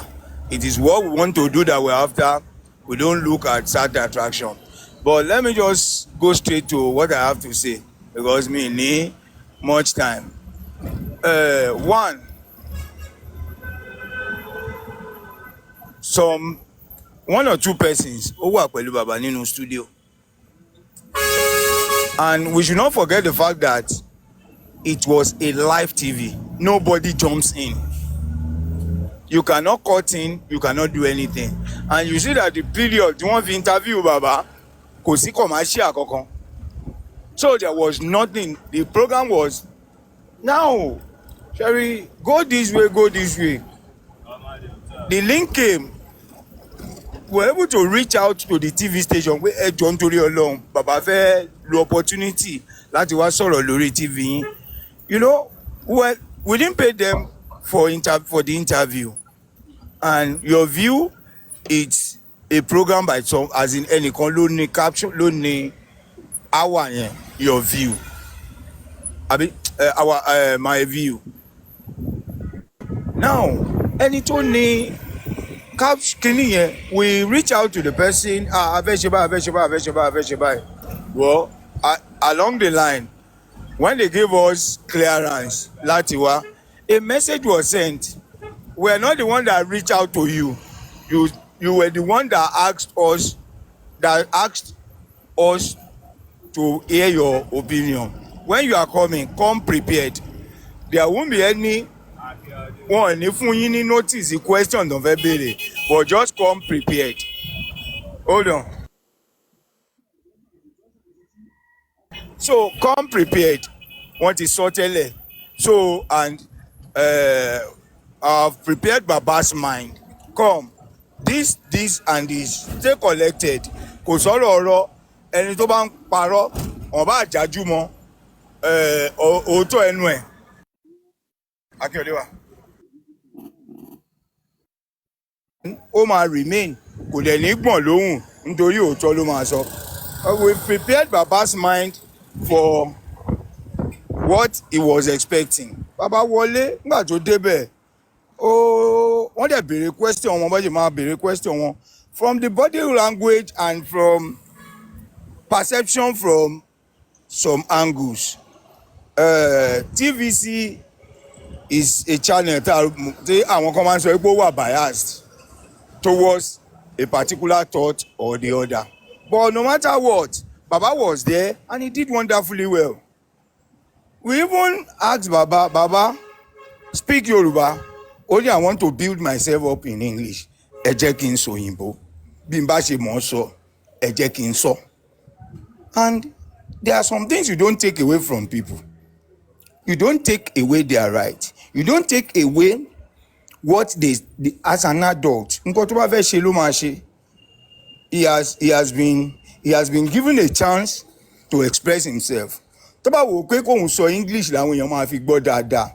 And in a live show, kò sọ̀rọ̀ interpreter because he's not a preacher, kò ráyà time o. Kò ráyà time, kò sanwó. They only gave him, yeah, ẹ wá sọ̀rọ̀. So you can express yourself. If it was Yoruba, they even came to me and asked me, ṣé Baba lè sọ Òyìnbó? Mo ní, ó lè sọ Òyìnbó, but Yorùbá ni èmi wish pé ó ní wọ́n lè mix it àbí. Mo ní, yes, he can mix it. The Baba insisted pé he wanted to go with English. And whether English or Yoruba, Baba, he did even, tó bá jẹ́ pé Yorùbá ni Baba ṣe ni, Baba máa ti sọ̀rọ̀ míì tí ò yẹ kó sọ. We shouldn't rule out that. Tó bá jẹ́ pé Yorùbá ni Baba sọ. Báwo la ṣe fẹ́ gbé bàbá wá sí Ìbàdàn? Ẹ má jẹ́ ká gbé bàbá wá. Ṣé rí irú ẹni, nǹkan tí mo fẹ́ sọ fún yín ni pé ṣé rí irú Bọ̀dá Dayọ̀ tó lọ yẹn? Ṣóyè yín tó lọ sọ́dọ̀ Bukky lánàá. Instead of playing the audio, ẹ jẹ́ káwọn tí yín ní sùúrù. I'll bring Bọ̀dá Dayọ̀ for you. I'll bring Mr. Dayo for you. All right. I'll bring Mr. Dayo. Ẹ tún máa bá mi scrutiny, ẹ tún máa béèrè further question because a lot of things wà nílẹ̀. It is today I confirm the statement that man made lórí Bukky Jesse pé ìbùkún blessing ó ti pe bàbá kí ìyá Mohbad kí wọ́n tó débẹ̀ yẹn. Blessing truly called Baba to tell Baba that wọ́n ní promise ti kú o. Even kó tó rí ìyá Mohbad sójú while he was on his way to board the canoe. Okay, ìgbà tí wọ́n tí ìyá Mohbad lọ pàdé bàbá yẹn, bàbá ti gbọ́ kó tó gba fóònù wọn lọ. Bàbá ti gbọ́ bàbá Kasara. No, kó tó dípọ̀ jọ wọ canoe gan dé island. Bóun ṣe ń rìn lọ pé kóun lọ pàdé wọn because when ìyá Mohbad and àbúrò ìyá Wunmi took a bike down to the riverside láti board canoe boat lọ sí other side ní ibi tó máa ń gbà wọlé lájà. So omi tí wọn àwọn yẹn ti gbọ́ kalẹ̀ àkọjá bàbá try láti lọ catch up pẹ̀lú wọn omi tí bàbá ti ń rìn lọ bá wọn nígbà tí mọ́tò drop ẹ̀ tó ti ń rìn lọ bá wọn blessing ti pè lẹ́sẹ̀kẹsẹ̀ dádì ẹ gbà wá o wọ́n mà ní promise ti kù bẹ́ẹ̀ bàbá ká sára bàbá ò sọ fún ìyá ńgbà tó rí he was playing along wanted to see the drama and the game tí woman yẹn play it was established. That man brought it up, but I confirmed it today. But Ejeka Philem, Brother Ayo will come to your platform any day, anytime you are ready, Sha. And Gurexi, Yeah. Gurexi, good morning. Morning, That man even confirmed that Abu said they just came back to Mohbad's life in 2021. 2021, 3 years ago. 3 years ago. I knew Baba Mohbad through that man. I knew Baba Mohbad through that man. I've been with the man I have known the man for more than, if not less than 20 years. Not less than 20 years ni mo ti mọ man yẹn. So true ni mo fi mọ Baba long ago before now. But ẹ jẹ́ ká fìyẹn lẹ̀. On Baba's interview, Baba did well. Let us encourage Baba to even at least Baba ẹ ṣe dáadáa o. There won't be room for interpreter. Ẹ jẹ́ kí Baba máa sọ. The interviewers, they all understood what Baba said. The audience, no matter how large they are, is as good as Kéèyàn máa sọ pidgin. But at least he spoke well. Ẹnìkan ló sọ lẹ́ẹ̀kan.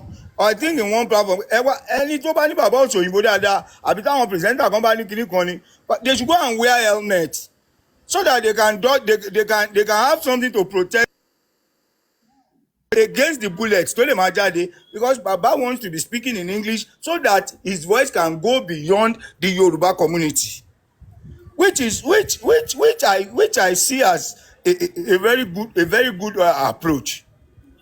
So Baba is well prepared and fully on ground láti make sure pé ìjà yìí sẹ̀ kì í ṣe ìjà gbàgbós. It is a fight to finish with ọpọlọ ni, kì í ṣe ìjà kìíní kan, ìjà bulldozer ni tí ò fẹ́ wojú anybody. So we should encourage Baba to do more, and anybody tó bá ní any media contact, please reach out to Baba, reach out to whoever tó bá lè reach out sí. Ẹ mọ̀yàn lára ẹ̀, ẹ mọ̀yàn channels, ẹ mọ̀yàn lẹ́ TV8, ẹ mọ̀yàn ní station kan, ẹ mọ̀yàn lẹ́niwhere, àbí ẹni contact anybody. Ẹ bá wa sọ fẹ́ nìyẹn. Just give us the person's contact. We'll reach out to them. Ẹ jọ̀ọ́ Baba fẹ́ wá o, kíní kan. If Baba is available to go. And mo like the question kan tí wọ́n béèrè lọ́wọ́ Baba. Wọ́n ní Baba ṣẹ́yìn ò rí pé ọmọ yìí ti ń lọ sí bí ọdún kan báyìí. Ẹ ti ń sọ oríṣiríṣi interview. Ṣẹ́yìn ò rò pé this is the time for you to keep quiet and remain calm. Baba ní look pé kò sí nǹkan tó jọ o. Pé interview ṣẹ̀ṣẹ̀ bẹ̀rẹ̀ ni. I am going to give as much interviews as I can. It's not dákẹ́báwo. If I keep quiet, nobody will talk. So I am the only one fighting for justice. Why should you tell me to keep quiet? I will fight this battle till the end. And I saw that passion, that zeal, and that fighting spirit in that man. Which tell me, well, yes, at least I am not on the wrong side. Wọ́n ti bẹ̀rẹ̀ lọ́wọ́ ẹ̀ pé bàbá ìgbà wo lẹ fẹ́ sin ọmọ ẹ̀? Ó ní ẹ wá until the investigation is completed and we're able to do the DNA, because the DNA is a motive. It's a motive. So kí ló tún fẹ́ gbọ́ tí bàbá ò sọ? They should go and work on what Baba said so that they do the right thing and they do the needful. And he challenge and call on everybody around the world. Come, this is what we want, this is what I want, anybody can come and help. Only even if lawyers want to help, they can come. And everybody. So there is no reason for us to have any beef or any because everybody is working and we are moving on. Only that the system and the structure and the demons we are fighting are so powerful. Kì í ṣe demon tó yẹ pé a lè fẹ̀yìn ọwọ́ gbá kó ṣubú. No, we will keep boxing that particular devil. A máa box ẹ̀ until tó bá tó ṣubú ni. ẹ jọ nítorí Ọlọ́run, all I crave for tèmi ń bẹ̀bẹ̀ fún nísìn is our unity, our love and our commitment. And commenters, please keep commenting, be positive in your comments. Panelists, please encourage others to do more and even let the words coming from your mouth be words of encouragement.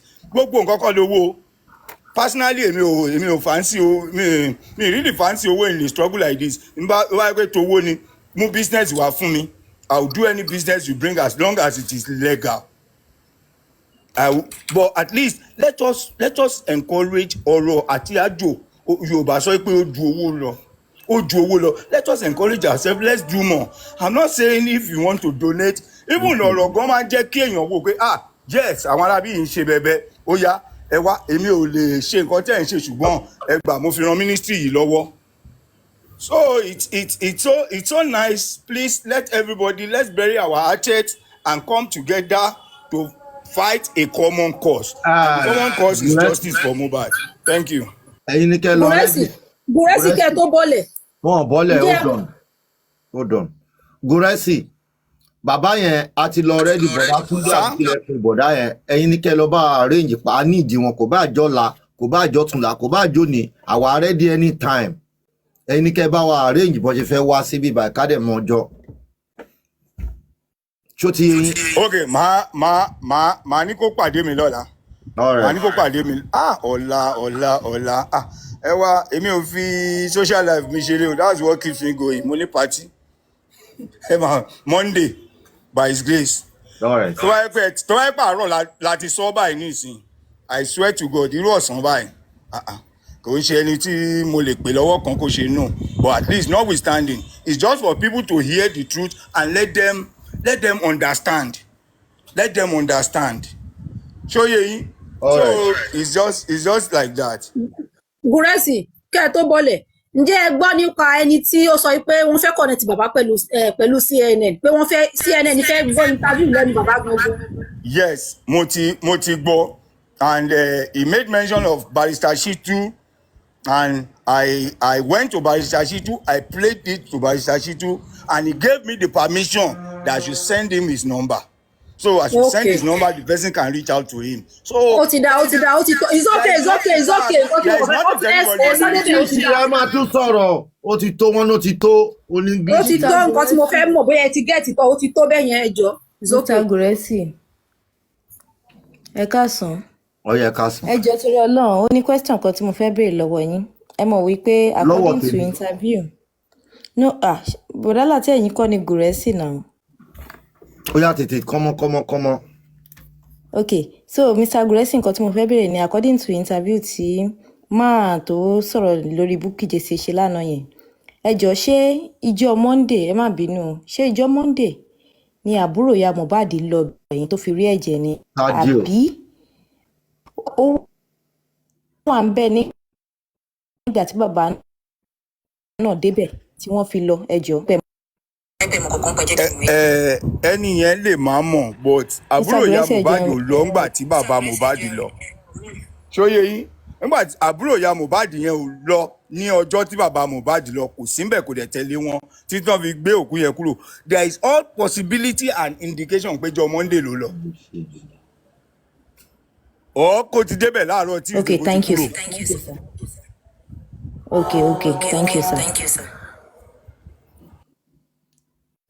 Okay. Brother mi ṣé mo lè sọ̀rọ̀ báyìí? Ẹ lè sọ̀rọ̀. Okay. Mr. Gúrẹ́sì, mo kí yín o. Ẹ kú iṣẹ́. Ọlọ́run máa wà pẹ̀lú yín o. Sherry, you know we've been talking of the power of the media.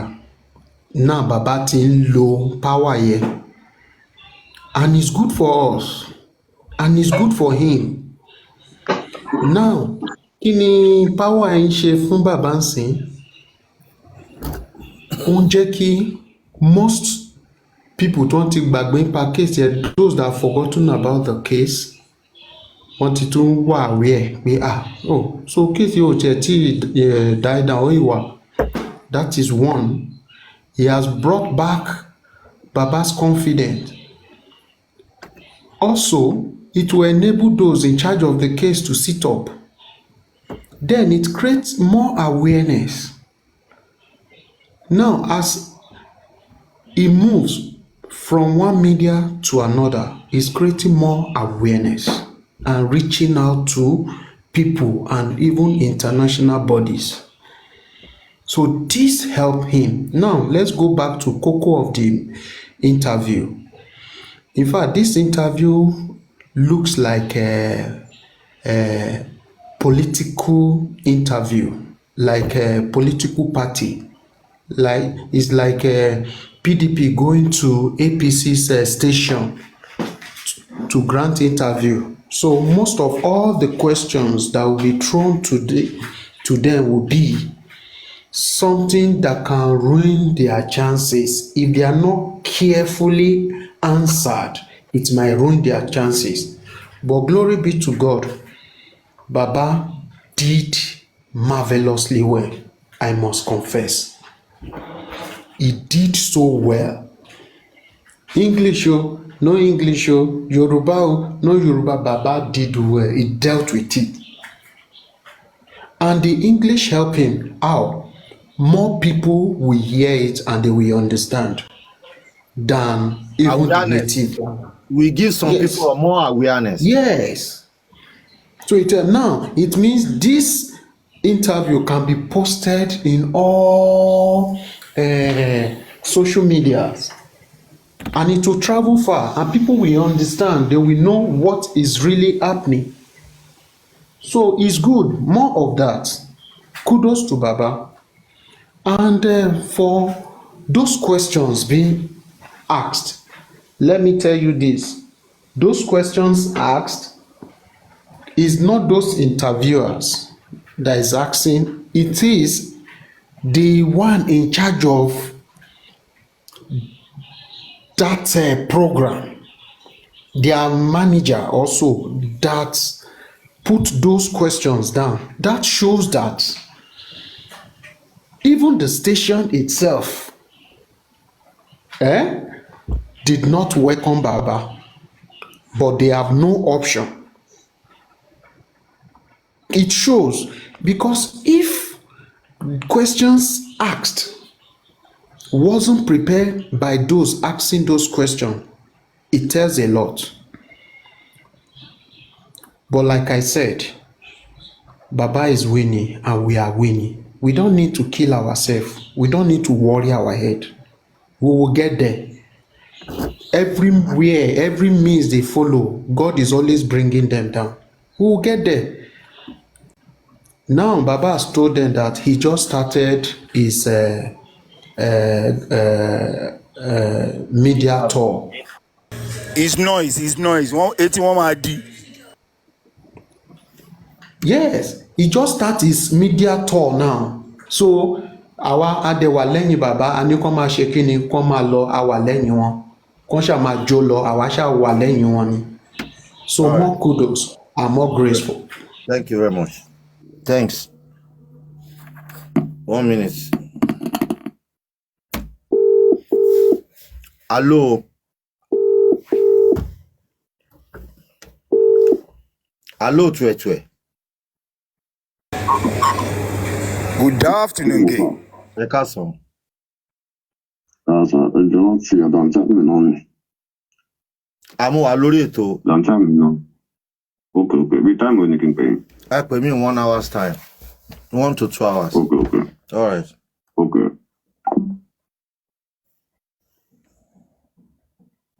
Ẹ má bínú. Ẹ mọ̀ pé a níṣẹ́ tá à ń ṣe. A ní láti dá àwọn kọ́sítọ́mà tèmi ló ń pè yẹn.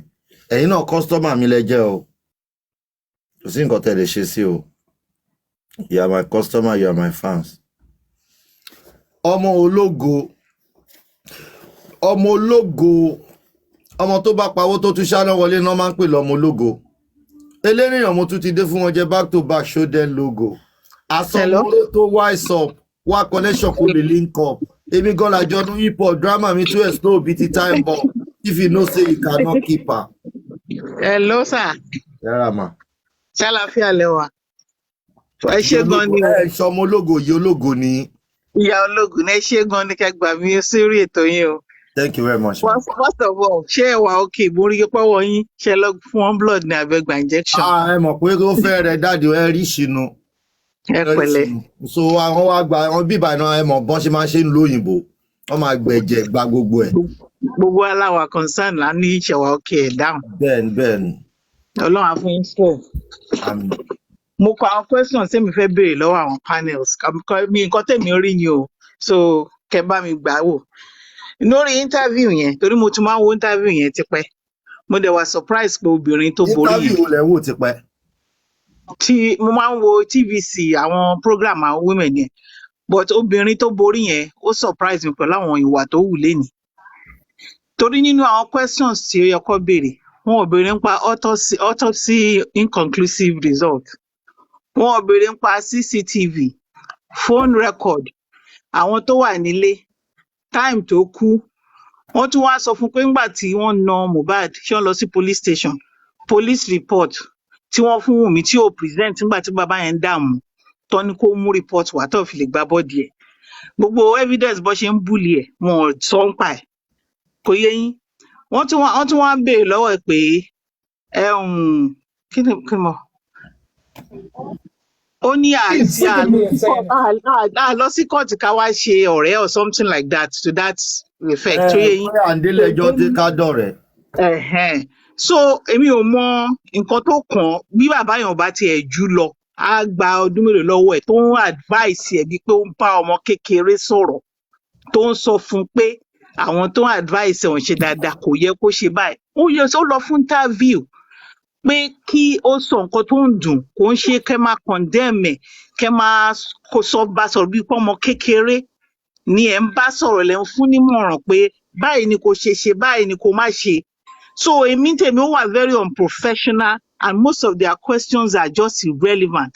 Bàbá sọ pé òun nìkan lòun ń jà fún justice. So gbogbo question tó bá jẹ́ pé ń pa ẹ̀ ni nípa justice ni nǹkan tó ń jà fún.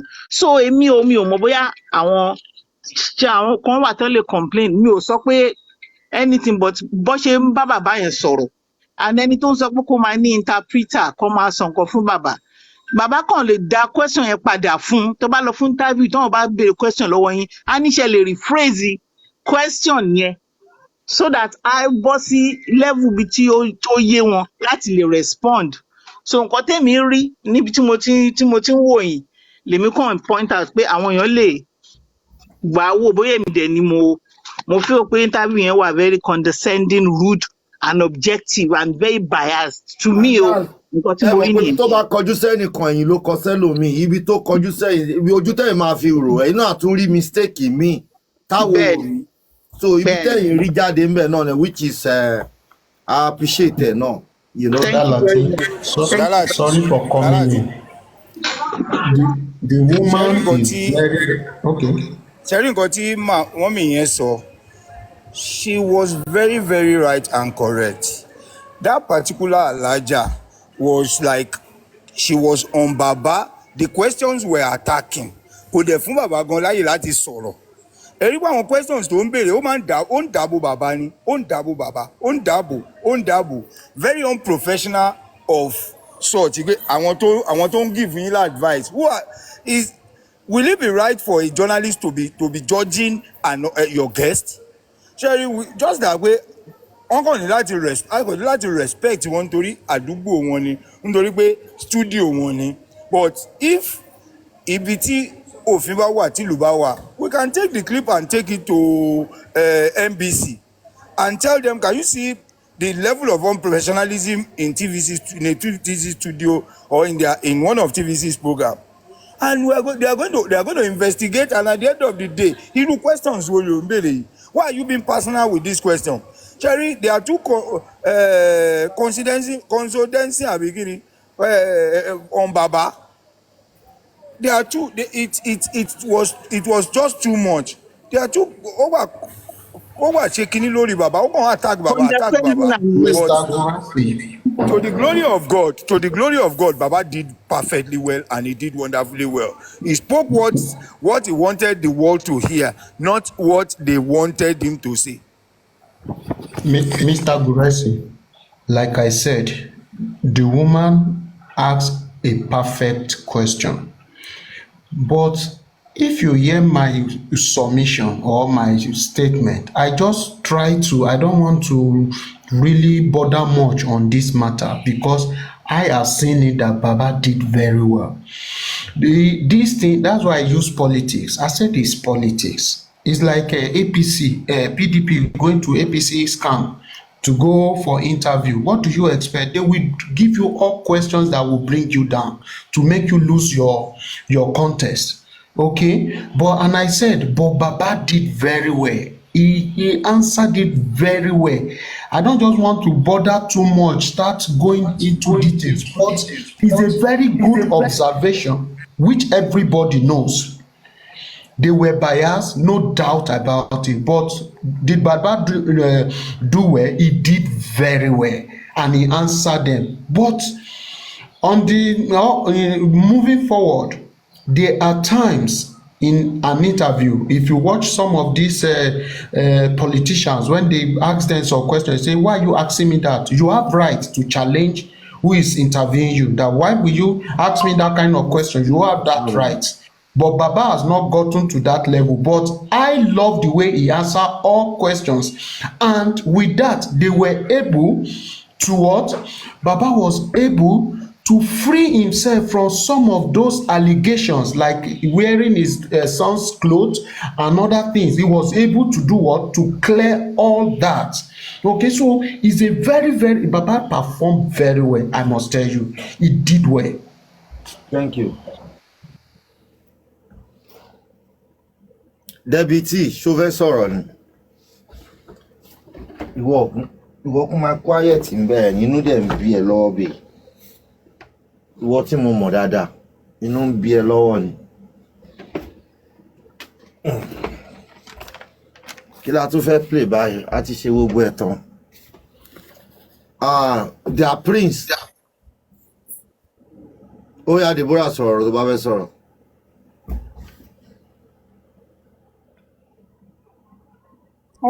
Ẹ jẹ́ kí mo rò pé Da Prince ní ẹ jẹ́ kó sọ̀rọ̀.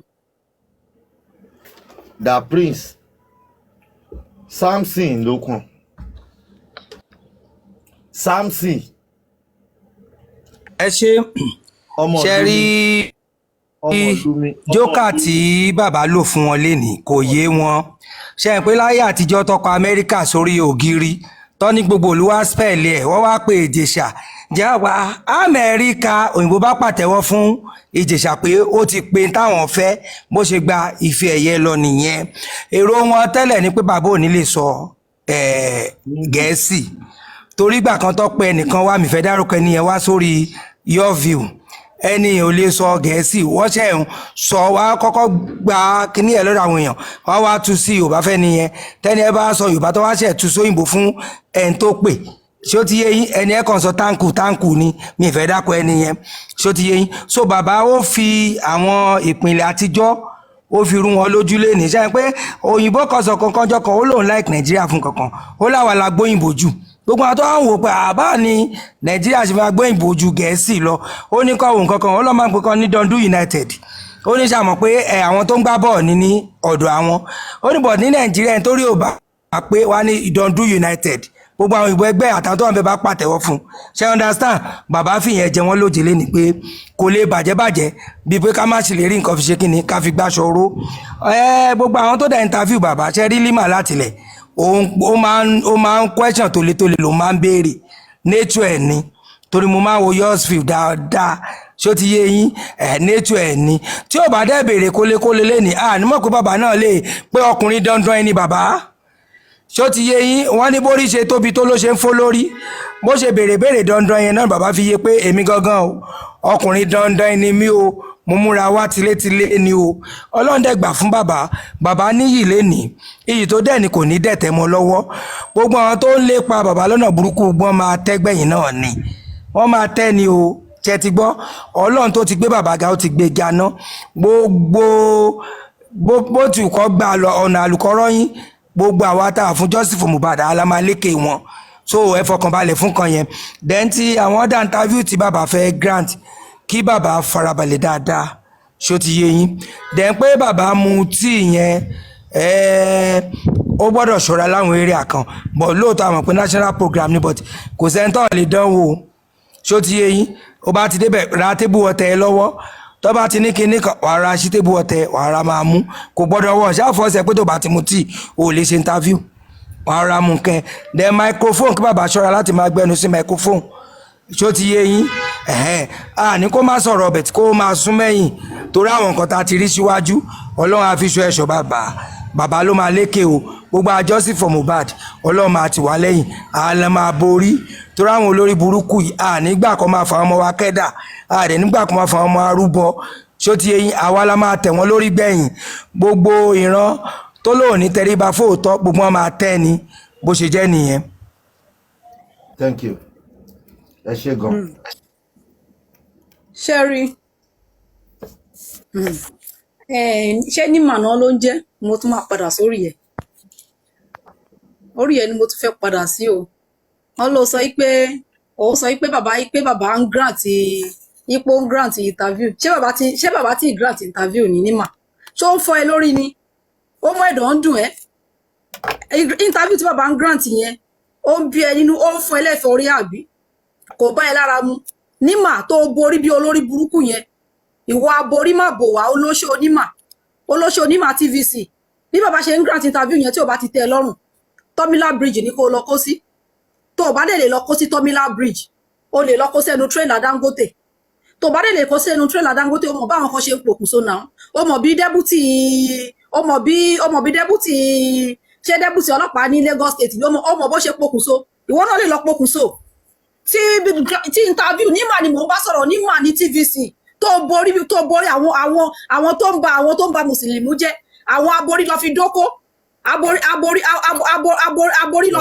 lọ fi gbọ́ ọkọlọ́kọ aborí lọ fi dú ọkọlọ́kọ nímà TVC ni wọ́n ni mò ń bá sọ̀rọ̀ bí bàbá ṣe ń grant interview yẹn tó ń sọ pé ṣé bàbá ń grant interview bí bàbá ṣe ń grant interview yẹn tí ò bá tẹ torí bàbá ṣe ẹ̀bẹ̀rẹ̀ ni o bàbá ò tí sọ̀rọ̀ kò tí sọ anything o bàbá ṣe ẹ̀mọ ẹ̀bọ̀ lápò ni o bàbá máa rojọ́ Wùmí ó máa ro fún àjẹ́ ayé ó máa ro fún àjẹ́ ọ̀run ó máa rojọ́ Wùmí ó máa ro fún ara ayé ó máa ro fún èrò ọ̀run bàbá máa rojọ́ Wùmí fún ẹ̀rà ilẹ̀ ó máa ro fún ẹranko tí rákò lórí ilẹ̀ bàbá máa rojọ́ Wùmí ó máa ro fún àwọn ejò tó rákò lórí ilẹ̀ ó máa ro tún fún tinú omi bàbá máa rojọ́ Wùmí fún ọ̀nì inú omi bàbá máa rojọ́ Wùmí fún àwọn ẹyẹ ojú ọ̀run bàbá máa rojọ́ Wùmí fún àwọn òkú tó rìn fún àwọn àjẹ́ tó ń fò lọ́sàn gangan àwọn èmèrè inú omi àwọn Yemọja kò sẹ́ni tí bàbá ò ní rojọ́ Wùmí fún lẹ́yìn tí níbi tí Wùmí lòun bá lọ yìí kò síbi tí bàbá ò ní rojọ́ Wùmí dé Wùmí ṣe bẹ̀rẹ̀ ni o wọ́n ti Wùmí yẹn nímà yẹn olóṣó bíi ti Wùmí tó ń sọ pé bàbá ń grant interview yẹn kó lọ pokùnso ni o lọ pokùnso tí bí bàbá ṣe ń grant interview. Sister Debbie ṣe ń gbọ́ mi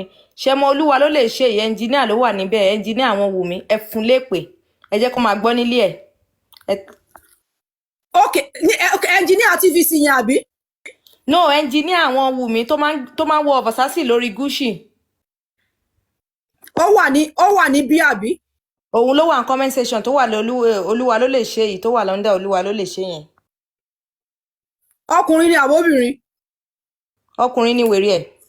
mo fẹ́ fún ẹlẹ́pẹ̀ kí n tó block orí ẹ̀ dànù mi o ikú ló máa pa ẹ́ sórí bí Mohbad ṣe ṣàgbákò Wùmí ìwọ náà máa ṣàgbákò obìnrin bíi ti Wùmí gbogbo tí ń jẹ́ tọlọ́run bí Mohbad bó ṣe ṣàgbákò obìnrin bíi ti Wùmí ìwọ tó sọ pé Olúwa ló lè ṣe yẹn bí Mohbad ṣe ṣàgbákò obìnrin bíi ti Wùmí tí Wùmí rán Mohbad lọ sí ọ̀run ọ̀sán gangan tó rán Mohbad lọ sí bojì lọ́sàn gangan tó rán lọ sí ọ̀run àrèmábọ̀ bí ìwọ náà ṣe máa pàdé obìnrin àgbákò obìnrin ìwọ náà máa pàdé èṣù obìnrin ó máa pàdé Jésébẹ́lì ìwọ náà máa pàdé Dẹ̀lílà obìnrin ìwọ náà máa pàdé ìwọ Olúwa ló ṣe ètò kọ́mẹ̀tì lábẹ́ comment section yìí ìwọ náà máa pàdé Jésébẹ́lì bíi ti Wùmí ó máa pàdé Dẹ̀lílà bíi ti Wùmí tó máa rán ẹ lọ sínú sàárè ọ̀sán gangan tó máa rán ẹ lọ sínú sàárè lójijì tó máa gba ẹ̀mí lẹ́nu ẹ lójijì tó jẹ́ pé àwọn tó ní àwọn ẹbí ẹ wọ́n máa dédé gbọ́ ẹ̀kú ẹ lójijì ni àwọn ẹbí ẹ máa gbọ́ ẹ̀kú ẹ lójijì bí bàbá Mohbad ṣe gbọ́ ẹ̀kú ọmọ ẹ lójijì tó tún fojú rí ikú ọmọ ẹ tó tún fojú rí òkú ọmọ ẹ báwọn ẹbí ẹ náà ṣe máa fojú sunkún ẹ nìyẹn àwọn ẹbí àfojú sunkún ẹ lójijì olórí burúkú kò ní yẹ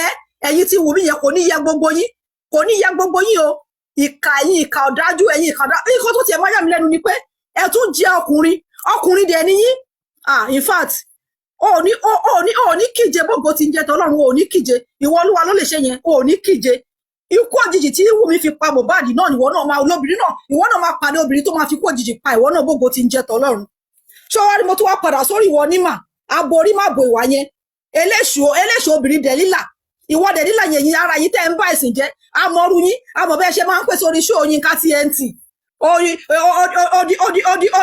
odidi àwọn tí wọ́n ní àwọn tí wọ́n sọ pé tó ń hálẹ̀ ha tó jẹ́ pé wọ́n máa gbé wọn lọ ṣe tírísàn wọ́n dé ha wọn lé ha wọ́n lọ máa fi wọn ṣe tírísàn pàtó kan wọ́n ti travel irú ẹ̀ ní ẹ̀ náà àti ìmọ̀ ẹ̀wọ̀n tẹ̀sán pé wọ́n níyàn tó níyàwó márùn sílé wọ́n ní ẹnìyẹn lòún fẹ́ pọ̀ òun lò ó jẹ́ káwọn ìyàwó ẹ̀ gbàdúrà ẹ̀ olórí burúkú ayé ẹ̀ náà ayé tiẹ̀ dùn lórí òun lò rọ́kọ fẹ́ nímà ayé tiẹ̀ dùn lò rọ́kọ fẹ́ mi ò lè blame ẹ̀ náà tó o bá join Wùmí láti support Wùmí ta ló wá fẹ́ support ṣẹ́ni tó wá dídùn nílé ọkọ ló fẹ́ support ni tàbí tí ẹ bá ń ṣe bàbá tó wá tọ́jú ọmọ ló fẹ́ support ni ó lè support ẹ̀ náà ìgbà tó ti jẹ́ pé ìrìn burúkú gbogbo yé tẹ́ support Wùmí yìí òbí mọ lọmọ ń jọ àwọn ìyá yín náà lè fi jọ ẹ rí pé Wùmí ìyá ẹ̀ ló fi wá orí burúkú jọ so àwọn ìyá yín àwọn lè fi wá òṣì jọ ẹ rí pé ẹ tún rí pé ìyá Mohbad bó ṣe support Wùmí ẹ rí pé wá orí burúkú òun náà ló wà lọ́wọ́ ìyá Mohbad irú ìrọ̀ǹgbòrùn ẹ rí pé òun náà ni òun àti Wùmí so mi ò lè blame yín mi ò lè blame nímà aborí má bò wá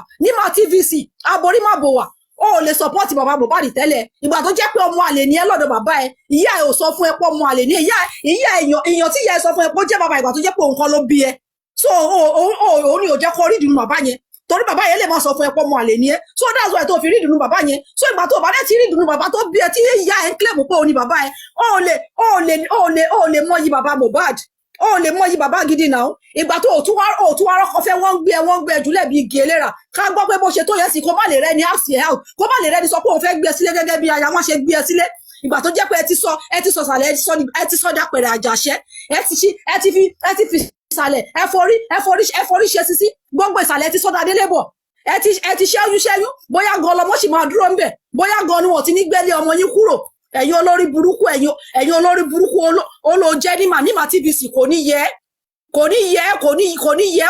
tìrantìran èyí tí interview orí burúkú tó lọ wá ṣe fún bàbá Mohbad lé ní wàá lóòtún ní ṣe irú ẹ̀ mọ́ ẹ̀yin ìkà ọ̀dájú èèyàn ó wá ń béèrè lọ bàbá Mohbad pé tó bá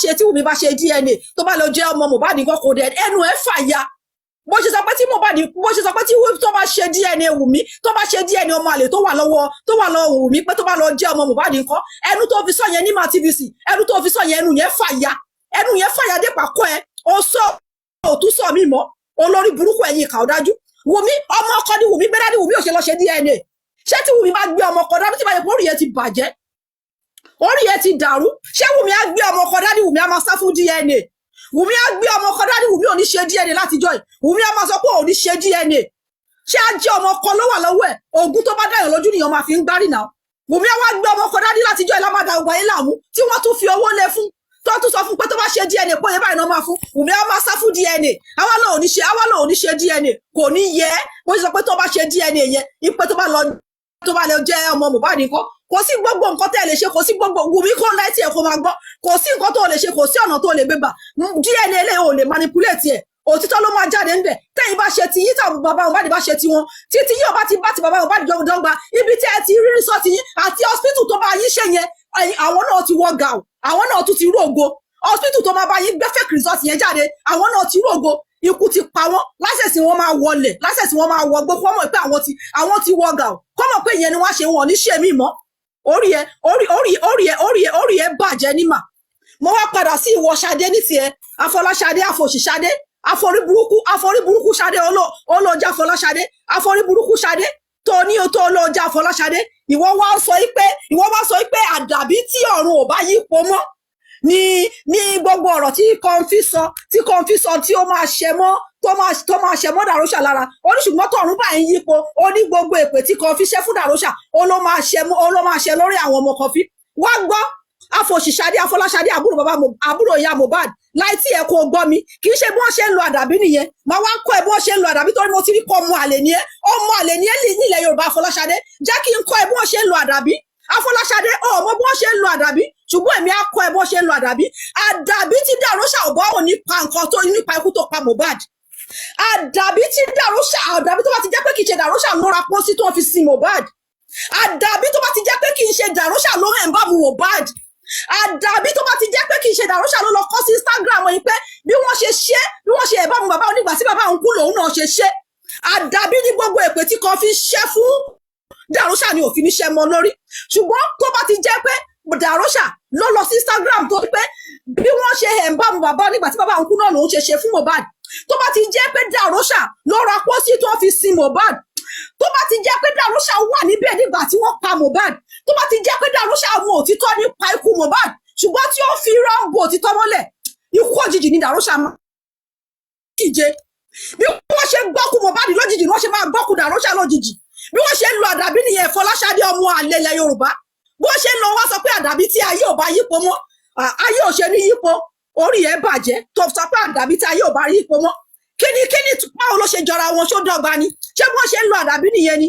Gbogbo èpè tí kan fi ṣẹ́ fún dàróṣà àbúrò ẹ̀, àdàbí tó bá ti jẹ́ pé gbogbo nǹkan tí mo sọ yẹn, àdàbí tó bá ti jẹ́ pé dàróṣà kan ló lọ sí Instagram tó lọ kọ́ pé bí wọ́n ṣe ẹ̀bá mu bàbá òun lòun ṣe ẹ̀bá mu Mohbad, àdàbí tó bá ti jẹ́ pé kì í ṣe dàróṣà ló ra pósí tó fi sin Mohbad, àdàbí tó bá ti jẹ́ pé dàróṣà ò mọ ikú tó pa Mohbad, àdàbí tó bá ti jẹ́ pé dàróṣà ò mọ àwọn tó pa Mohbad, àdàbí tó bá ti jẹ́ pé dàróṣà ò mọ nǹkan nípa ikú Mohbad, òun nìkan ló fi máa bọ́. Ṣùgbọ́n tó bá ti jẹ́ pé dàróṣà mọ gbogbo nǹkan tí mo kà sílẹ̀, tí dàróṣà tó bá ti jẹ́ pé dàróṣà ló ra pósí tó fi sin Mohbad, tó bá ti jẹ́ pé dàróṣà ló ẹ̀ ń bá Mohbad, tó bá ti jẹ́ pé dàróṣà ló lọ sí Instagram tó lọ kọ́ pé nígbà tí wọ́n sin bàbá ní pé nígbà tí bàbá òun kú wọ́n ṣe ẹ̀ bá ọmọ ẹ̀ náà lòun mọ bó ṣe ẹ̀ bá tó fi ẹ̀ bá Mohbad. Gbogbo èpè tí kan fi ṣe yẹn tó ṣe yẹn ó máa ṣẹlẹ̀ dàróṣà lórí. Dàróṣà ò ní kíje, dàróṣà ò ní kíje. Ìwọ wá sọ pé àdúrà dàróṣà ìpè ọmọ yín ni oní Mohbad ti kú, òkè Mohbad ti kú, ó ti kú nìyẹn ló fẹ́ try láti sọ. A ti mọ̀ yín tẹ́lẹ̀ pé ìkà, a ti mọ̀ pé ìran ìkà níyìn, a ti mọ̀ pé ìran ìkà lẹ ti jáde wá. Àṣebá rí ìyá yín náà, ṣebí ìyá yín wà láyé, ṣebí òkú, ṣebí a rí pé slave white, ṣebá rí wọn gbogbo àwọn tí ń wù mí, ṣebá rí àwọn tẹ́bí platform, ṣebá rí ní last year nígbà tí wọ́n lọ kí ìyá yín gangan, ìyá Abọ́sẹ̀dé, tí bá Abọ́sẹ̀dé máa sọ pé tó máa sọ pé òun fi ìpè yá òun pé òun fi ń ṣépè, ṣe bá rí ìyá yín tó ló gba ìpè, èèyàn tó gba ìpè tó lòun gba ìpè, a rí ìyá yín náà, ṣé ìyá yín àwa jẹ́ ìyá gidi, àwa jẹ́ abiyamọ tòótọ́, kò wá ní tí ìsọ̀ òtítọ́ ọ̀rọ̀ fún Abọ́sẹ̀dé alámọ̀là, kò wá ní tí ìtù ìwòwò fún Abọ́sẹ̀dé alámọ̀là, kò wá ní tí ìsọ fún pé tó bá ti jẹ́ pé ọmọ àyà ń ló mu, kò wá ní tí ìtù ìwòwò fún. Ìwọ wá jáde, ìwọ wá fẹnu kó skibọ̀, ó wá ṣe bí ẹni tí stroke ti fẹ́ mú bíi ti ọkọ Tẹ́mi, ó wá sọ̀rọ̀ ó wá ń wọ ẹnu sẹ́gbẹ̀ẹ́ bí ọkọ Tẹ́mi ń bẹ́ sáìdì. Olórí burúkú, ẹ̀yin ìrankíran, ẹ̀yin ìran Nàìjíríà ẹ̀jíkò, ẹ̀yin akídanidáyé, ẹ̀yin ìkà ọ̀dájú èèyàn wọ̀nyí, ẹ̀yin ìran Wùmí àti ìran àwọn Abọ́sẹ̀dé, ìran burúkú, ìrankíran, ìran tí àgbọ́dọ̀ jírí, ìran tí àgbọ́dọ̀ pàdé níran ẹ̀yin méjèèjì. Kò ní yẹ Fọláṣadé jáde kó ṣe fídíò fún mi o, kó sẹ́ndì fídíò yẹn sí mi. Olórí burúkú ẹni òṣì, àwọn ìkà, àwọn apọmọjayé, etí ẹ di àbójú ẹ fọ́, etí ẹ di nígbà tádúrà jáde tó sọ pé ó ti sọ bàbá òun, ó wá sọ pé ṣé bàbá Mohbad fẹ́ rán àdúrà lọ sẹ́wọ̀n ni, ẹnu ẹ fàya. Right. Eruku. Wọ́n fàyà yẹn, máa ṣe pé.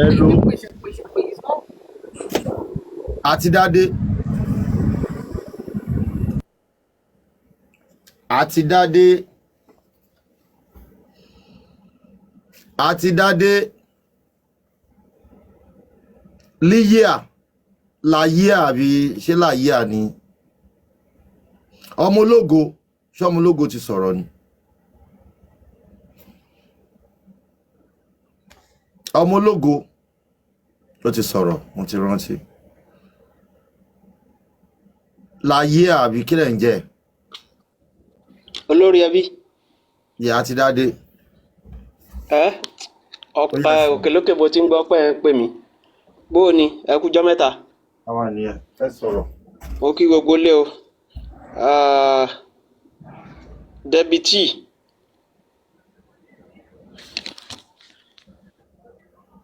go and drink water well done. Thank you, my brother. Ẹ ṣé sir. Ẹ káàsán o. Okay. Bó Ẹ everything. káàsán, ẹ káàárọ̀ o. Yes, àyànfẹ́ mo kí everybody o pet catch. Ẹ kú àtàárọ̀. Leila. Káàsán sir. Leila ni. Mo kí yín sá o. Okay. Leila. Yes, sir. Ọmọ ológo, the prince. Let me call everybody. Just chick. Leila ni Yes, pronunciation. all the commenters. If you really gbà o. By God's grace, we will get the justice. They just start to Baba Mohbad just start. The whole world will know. If they don't want Baba Mohbad to talk, it's a lie. He's going to talk. And I listened to part of those interviews made by TVC. It is not new. That is part of their station. It's part of their television station. So it is not new. I see the way, even when they ask a wrong question, when Baba want to put the narrative straight to go to the right way, they will cut him again to ask another wrong question. All the questions they're supposed to ask, they leave all those ones. They were saying a different thing from different perspective. So Baba will continue to talk and grant interview. This is the time. If they say they want to delay the justice, let them go ahead. They are opening their ears the more. They want to open themselves to the outside world to tell the whole world that this is the kind of person they are. No problem. So I thank everybody. I will not be able to talk much for now. I'm still at work. So I just have to come up and say something. Thank you. Olórí ẹbí, tó bá ti dìrọ̀lẹ́, tẹ́ bá ìwà on tí bá ti close, a máa sọ̀rọ̀ dáadáa. All right. Ẹ pẹ̀lẹ́ náà. All right.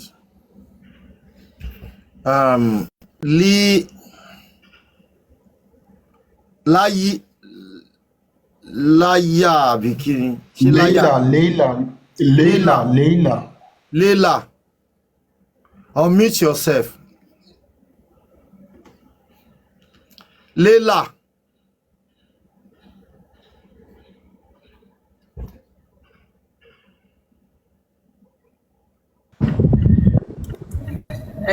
Hello. Ọlọ́run yọ ni mo. Hello, ẹ káàsán o, ẹ káàárọ̀ o. So it's Leila. It's Leila. The name is Leila. All right. Yes, Leila. Ọlọ́run á wò yín. Voilà. Yes, I'm unmuted already. Mo ti unmute. Leila ni. Ẹ káàsán sá o, ẹ káàárọ̀ ibi tí ẹ ti ń gbọ́ mi o, ẹ káàsán. Leila lorúkọ mi. I'm very happy to be here. I'm very happy to be here this afternoon. Ẹ ṣé gan ni Mr. Lati àti gbogbo àwọn panelists òkú. Ẹ ṣé gan ni Mr. Gulexi, ẹ kú iṣẹ́ o, ẹ kú iṣẹ́ takuntakun. Ọlọ́run á wà pẹ̀lú wa. Àkọ́kọ́ tí máa sọ̀rọ̀ lórí platform yìí lélẹ́yìí. And so mo fẹ́ kọ́kọ́ tọrọ ìyọ̀ǹda náà lákọ̀ọ́kọ́ wípé ẹ jọ̀ọ́ torí Ọlọ́run. Ọ̀rọ̀ náà bó ṣe ń dùn wá, tàbá ní bó ṣe wọ́n ní Yorùbá sọ pé tàbá ní ká wo dúdú ìfọ̀n a máa wọ ara dé gungun. Tó ṣe léwu kó máa dùn wá kó máa ká wa lára tó ẹ jọ̀ọ́ ẹ jẹ́ ká ní sùúrù. Ṣé rí kinní yìí kò le rárá. Yorùbá dẹ̀ sọ pé nǹkan tí kò le kò nídìí ká máa yọ àdá sí. Àwọn agbófinró wọ́n mọ ìdí òótọ́, wọ́n mọ òótọ́. Ní Nàìjíríà mo wà lára àwọn tó pẹ̀lú nínú ìgbàgbọ́ wípé àwọn agbófinró Nàìjíríà wọ́n mọṣẹ́ gidi ṣe tó bá fẹ́ ṣiṣẹ́.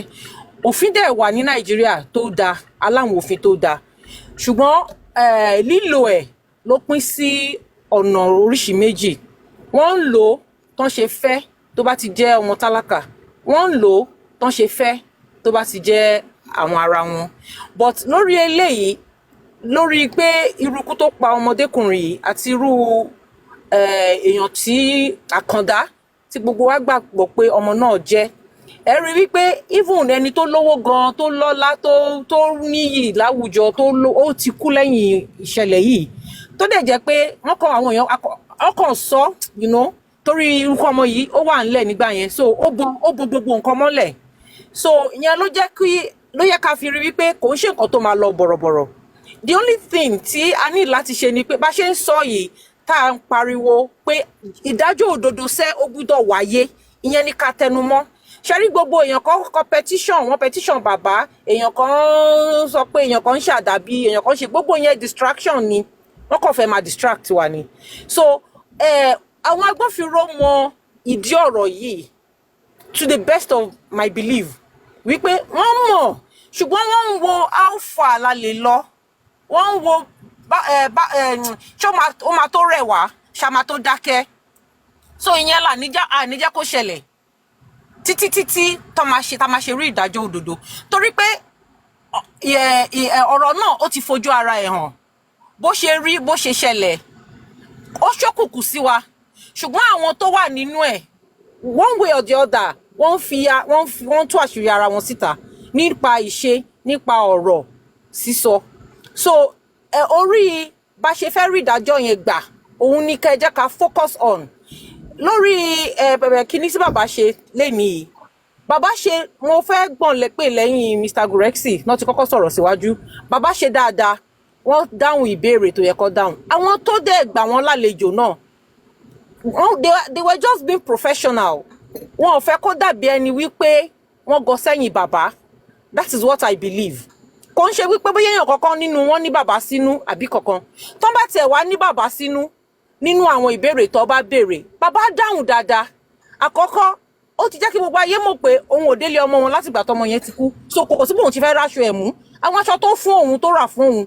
kó tó di pé ó kú àtàwọn tó ṣe ti tòun gọgọ fúnra òun tóun fowó ara òun rà láṣọ tóun wọ̀ ọ̀rọ̀ nípa wo bàbá fẹ́ jogún ó ní kò sí ogún kan tóun fẹ́ jẹ ordinarily tọmọ òun bá ra nǹkan kan fóun tó bá ṣe pé òun lòun síwájú ọmọ òun kú ọmọ òun ló ṣàmà jogún òun and ó emphasize lórí ọ̀rọ̀ DNA so ìkan tó kù òun ni pé àwọn tó wà ní àrégbé tó wà ní àrọ́wọ́tó bàbá kó bá wa fi kún fún bàbá wípé ẹni interview tó bá tún lọ kó tún fi kún ọ̀rọ̀ forensic àwọn fóònù àti ti ọmọ tó ṣaláìsí olóògbé àti àwọn tó wà ní àrọ́wọ́tó ẹ̀ 72 hours 48 hours 24 hours kó tó di kó ṣaláìsí wọ́n gbọ́dọ̀ ṣe forensic investigation gbogbo fóònù gbogbo wọn látòkè délẹ̀ so bàbá ń ṣe níwọ̀nba dáadáa kò ń ṣèyàn tó máa ń sọ̀rọ̀ púpọ̀ bàbá òun ṣe ẹni tó lágbájá so tó ṣe rọra mú ọ̀rọ̀ ẹ̀ sọ ló ṣe ń sọ bó ṣe rọra ń sọ òyìnbó ẹ̀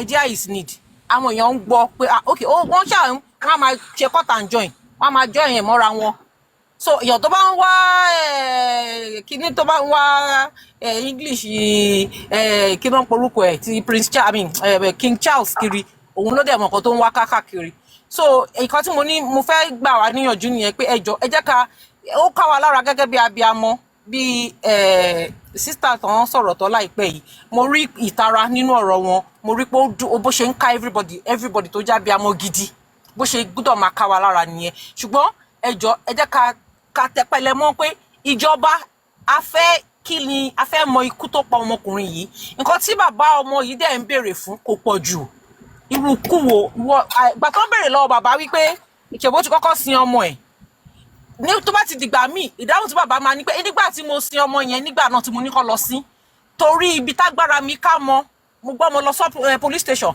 wọn fún mi ní bí ó ṣe yé mi mọ́ mo mọ̀ pé ó yẹ ká gba police report àwọn tó ń tẹ ọmọ lẹ̀ tí mo dé ba lábẹ́ staircase wọn ronú pé ó yẹ káwọn gbọ́ ọmọ yẹn lọ sí police station débi kí wọ́n máa gbé lọ sí mortuary èmi ni mo ní ó dá ó yẹ pàtọ́rọ̀ ti dàbá ẹ jẹ́ ká gbé lọ báyìí adẹ̀dẹ̀ bẹ̀ wọn fún mi ní ìwé tó yẹ kó fún mi mi ò ṣàlè wá tẹ̀ ọkọ ọmọ mi lẹ̀ kí n máa wò ó kó máa jẹrà mi ò dẹ̀ ní gbé sínú fíríjì kí n máa yá jẹ lápá lẹ́sẹ̀ ni mo ṣe ní kó lọ sí so nígbà tí ìjọba dẹ̀ ti wá ní kán tún wú òkú ẹ̀ tó ti di pé ó ti wà ní mọ́ṣúárì yẹn kó kúkú wà ń bẹ̀ ká fi rídìí òótọ́ ọlọ́run tó fẹ́ kún mi pé kí n fi rídìí òótọ́ òun náà ló ní pé kí ìjọba pàṣẹ wípé wọ́n lọ wú òkú yẹn so nígbà tá bá tún wá la sí padà ní kíákíá báwo la ṣe fẹ́ rí ìdájọ́ òkodoro ọ̀rọ̀ lórí afẹ́ṣe DNA ni afẹ́ṣe kinní kan so tó bá ti dìgbà irú èsì bẹ́ẹ̀ yẹn ó dáa fún irú ìbéèrè bẹ́ẹ̀ yẹn ẹni tó bá dẹ̀ béèrè pé tọ̀ bàbá fẹ́ jogún ọmọ kó fún wọn lésì pé mi ò jogún ọmọ mi àmọ́ mo gbọ́dọ̀ mọ ẹ̀yin ò ní adìyẹ ò ní kó kó ẹyin ẹ̀ dànù ìrújú tó wà ẹ rí pé bàbá yẹn ń ṣòkùrọ̀ tó bá ṣe pé irú àwọn èèyàn bí àwọn apá lọ́hùn yẹn ni bó ṣe bèrè lọ bàbá pé ṣọmọ yín sọ fún yín wípé kinní kan á lọ sọ fún òun pé òun fura but bàbá yẹn ò parọ́ ó ní he never told me but ó sọ fún ọ̀rẹ́ ẹ̀ so ara àwọn nǹkan tó jẹ́ pé somebody like me tí mo ṣe nífẹ̀ẹ́ sí bàbá yẹn ni pé torí pé láti ìbẹ̀rẹ̀ tọ́rọ̀ yìí ti bẹ̀rẹ̀ ọ̀rọ̀ ẹ̀ ò change story ẹ̀ ò change ó lè àtúnlẹ̀ sọ nǹkan míì tó tuntun tí ò tí sọ tẹ́lẹ̀ but nǹkan tó sọ láti ìjọ́ tó ti bẹ̀rẹ̀ tó kéèsì ti bẹ̀rẹ̀ the same thing ló ń repeat kò dẹ̀ sírọ́ nínú ọ̀rọ̀ ẹ̀ so ẹ jẹ́ bá ṣe dijọ́ bá ṣe ti wà lẹ́yìn òtítọ́ ọlọ́run àtúbọ̀ máa ràn wá ṣe ọlọ́run á dẹ̀ wà pẹ̀lú wa ẹ ṣé gan ni ọ̀rọ̀ mi ò jù bẹ́ẹ̀ yẹn lọ sir thank you sir. ẹ ṣé gan ma láti bọ́tírẹ̀sì ọ̀rọ̀ tí àwọn ọmọ mi wà yẹn sọ I want us to take cognizance pẹ̀lú àkíyèsí wọn tí wọ́n sọ fún wa ẹ jọ̀ọ́ nítorí Ọlọ́run èmi náà wọ́n pe àkíyèsí mi sí ni bí èèyàn bá ṣe rí nínú at times bẹ́ẹ̀ kọ́ ló ṣe máa ń rí níta ńṣe ló dàbí ẹ jẹ́ kí n kú nọ́lẹ̀ dáadáa ọ̀rọ̀ alájà tá à ń sọ pé ó ṣe kínní ó ṣe lé ó ṣe dọ̀hún I was made to understand wípé profession ẹ̀ ló ń ṣe alájà yìí gangan òun gangan ní pathway fún bàbá tí TVC fi gbà lálejò lẹ́nìí but so that kò ní play bias game ó ní láti come on the attack pé ẹ wá mi ò gba nǹkan kan lọ́wọ́ wọn mi ò mọ̀ wọ́n rí o and I'm going to attack him the way I can attack anybody tí mi ò mọ̀ rí so let us not create an impression for further interviews àbí to other media houses tó bá fẹ́ pè bàbá pé àtàbá pè wọ́n tàbá kúkú bá wọn sọ̀rọ̀ àwọn èèyàn wọn ní orí social media ìbú àtèpè lọ́mọ máa fún wa ẹ jẹ́ ká join bàbá láti praise media ẹ jẹ́ ká join wọn láti sọ pé wọ́n try but they can do better and for the fact that pé bàbá tó jẹ́ èèyàn tiwọn ó ṣe nǹkan òwúrí ó dẹ̀ ṣe nǹkan tó dùn mọ́ wa nínú ìyẹn gan lásán gan ó yẹ kó jẹ́ nǹkan tá a máa fi tọkàn wa máa fi balẹ̀ tá a máa fi nígboyà please and please we shouldn't go on attacking anybody ẹ jẹ́ ká máa bá justice wa tá à ń bá lọ òun ni ká ṣáà máa wò gẹ́gẹ́ bí àwọn ọmọ mi wá ṣe sọ distractors àti distractions ní gbogbo àwọn side view yẹn ẹ jẹ́ ká máa wò ó nǹkan tá à ń lọ ṣe lè dàbí when baba left the studio ó lọ sọ́dọ̀ barista ọ̀dọ̀ lọ́yà ìgbà tó dọ̀dọ̀ lọ́yà ó sọ̀rọ̀ lábàdé sọ̀rọ̀ lọ ẹ wá ẹnìkan mọ̀ kínní kan petition kan jáde lánàá kínní kan ẹni báyìí kọ and he called two or three of his lawyers pé ẹ gbọ́ go and find out this petition that they said they wrote ìkọ́ni wọn sọ pé I read about it pé it should be on social media or on the internet adewa well èmi send the link sí ẹ wo òun nìyẹn and they read it again wọ́n wá rí i pé kò sí copy petition bẹ́ẹ̀ but it was just a written word ó wá sọ pé well on this one no sensible lawyer will give attention to this pé assuming nígbà tí wọ́n kọ petition yẹn ìgbà tí wọ́n ṣe publication yẹn one wọn ò kọ unit ọlọ́pàá tó ń treat ẹ̀ wọn ò kọ orúkọ ọlọ́pàá wọn kò kọ zone 2 AIG kìíní kan but there is no unit and baba has not received any petition but so these people are just they are mere jokers let us wait until maybe when they have access to a copy of the petition then wọ́n lè dáhùn wọ́n lè dá petition yẹn lóhùn àbọ̀bẹ́lì pé gbogbo eléyìí they are just social media ludo game lọ́kàn ń da double six ló ń da òkòlò méjì tó ń dà síra wọn so it shouldn't be there are distractions ló pọ̀ jù ẹ jẹ́ ká stay focus ibi tá à ń lọ jìnnà ẹ má jẹ́ kí ibi tá à ń yà kó gbé wa fà ju ibi tá à ń lọ so ẹ ṣe gan ma and Mr. Gurezi a ò tí ṣe gan mo disagree pẹ̀lú ọ̀rọ̀ yìí mo fẹ́ kẹ́ ẹ mọ̀ yìí pé kì í ṣe TVC ni bàbá wa kọ́kọ́ lọ àtàkì wọn nígbà tó ń lọ Sáláròyé o ọpọlọ wa orí wa ò dàrú o àtàkì wọn nígbà tó ń lọ Sáláròyé wọn gbà tí interview lánàá a ò sọ pé wọn interview wọn dáadáa o, why today? So a mọ nǹkan tá à ń sọ o. Hello. Let Okay. me tell you this. Tó bá jẹ́ pé gbogbo nǹkan àfihàn, I think we are even the one destroying our own case. Ẹni tó wá tó sọ̀rọ̀, you don't know who the person is and you don't know what concern ẹni yẹn. Èmi kan tí mo sọ̀rọ̀, ó ní nǹkan tí mo rí àti nǹkan tí mo mọ̀ tí mo fi ń sọ̀rọ̀. Ṣé everybody lágbọ́dọ̀ máa mú lágbọ́dọ̀ máa yan ni? Let's just, at least for once, let's just try to understand ourselves in one statement, in one language and one single term of peace. Káti ẹ̀gbọ́ra wáyé, it's okay o. You cannot tell me something. Guresi, ó ti tó, a ti gbọ́. I'm not cutting you, abeg. Understand the way I'm coming from. So, my sister, it's okay. But gbogbo àná la rí direction tẹ́nìyẹn gbà ask question. But it's okay. A ti gbà bẹ́ẹ̀. Guresi, thank you very much for that opinion. Once you have said something, just come and money ṣókí. I'm not insulting you, but I want you to understand me. Àgbàlagbà tẹ́ bá ti sọ̀rọ̀ sàkátà pàrà làgbàlagbà máa tó bá ti sọ̀rọ̀ ó ti sọ nìyẹn. So kó má ní pé bóyá máa ní branches jù. And my sister, I understand you as well. You understand? All of us see the direction the lady is going. He's quite out of it. Tó bá tẹ̀ jó ló mú yẹn wá tó wàá fẹ́ sọ pé òun gbè lẹ́yìn ẹ̀. It's not for you to be confusing him. So it's okay. Please let another person talk. All right. Sorry, I'll be here six, and I want to say one or two things. Whenever Mr. Aloba is going out to say anything, we should not be expecting 100% perfection. If Aloba can give us only 60%, because we're not perfect in this life, we are okay with it.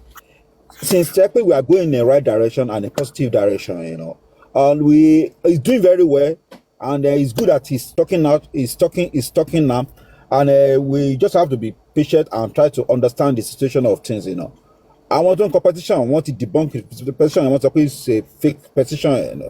So our people whatever they want to do, let them do it. But Baba, if he either English or Yoruba, ni Baba if he express her joy, express her Latino. Nobody should coach him or tell him what to do. He's old enough to know what to do, and I believe the old man can express himself very well in either Yoruba or in English, because in this life is understanding no matter. Idea nǹkan tẹ́ni ẹ fẹ́ sọ fún wa olówó important, not the phonetic or the grammar in his or her explanation. So we just have to. Baba is doing the right thing and is going in the right direction. No matter any question. Anybody who go do for me kitchen Baba kitchen and igba. Baba mo o to béèrè question gan lọ́wọ́ ẹ̀ ó ti mọ èsì tó fẹ́ fún ẹ.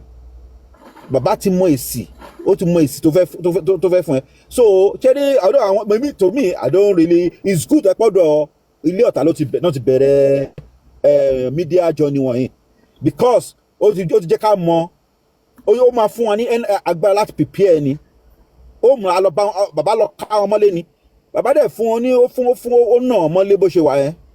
Bàbá tó kọ́ lọ fún ọ ní òmù ni àmọ́ àwọn tó ní àmọ́ tó wà ní díẹ̀ àmọ́ tó ṣe pé wọ́n ti máa pè wọ́n gan pé bọ̀bọ̀ tó ń sọ̀rọ̀ ń bẹ̀ yẹn má fún látẹ̀ńṣàn àwọn family Wùmí ni. So it's good that ó lọ ká wọn mọ́lé. So tó bá dé ibi tẹ́ pé wọ́n ti fẹ́ wa tán ti gbà tọ́ tẹ̀sẹ̀, the bàbá ó máa feel at home. And another thing tí mo tún ẹnìkan sọ kíní kan pé bàbá ń gba tí ẹjọ́ mo fọlọ́run bẹ̀yìn ẹjọ́ Mr. Guresi ẹjọ́ mo fọlọ́run bẹ̀yìn ẹ kó omi yín dání ẹ kó sweet yín dání ẹ kó pọpọ́ọ̀fù yín gálà yín ẹ kó dáta bá ń lọ anywhere ẹ má gba anything jẹ níta. This thing case that I'm worried, this case is very, very sensitive and dangerous, and we have to be very, very careful. Baba should not use their handkerchief. If you go to ibi tí bàbá fẹ́ jókòó sí ẹ mú handkerchief ti táwọn ẹ̀ tí ń dání ẹ kọ́ fi gbọ́n bẹ̀ wò orí tẹ́bí tó bá fẹ́ gbówó lé ẹ mú handkerchief ti ẹ kọ́ fi ṣe bẹ́ẹ̀ fi nú bẹ̀ wò.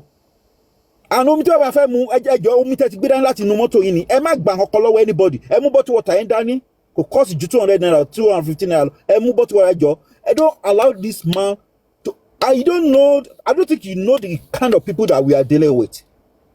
Please ẹjọ́ mo from today anyway if you go ṣe pé ibi tẹ́ rẹ̀ fíìpù wọ́n ti fẹ́ yín ni don't take anything out there tẹ́ bá ti kó ń bẹ̀ tán ẹ bọ́ sí nice restaurant kẹ́ lọ jẹ nǹkan tó bá wù yín kẹ́ mú nǹkan tó bá wù yín please please, you have to be very careful because the game is favor us. The case is favoring us, and we have to be very, very careful so that any issue from now, So whoever that is, I want to tell about an area about Bajo, I pass a little information across to him so that we be very, very careful.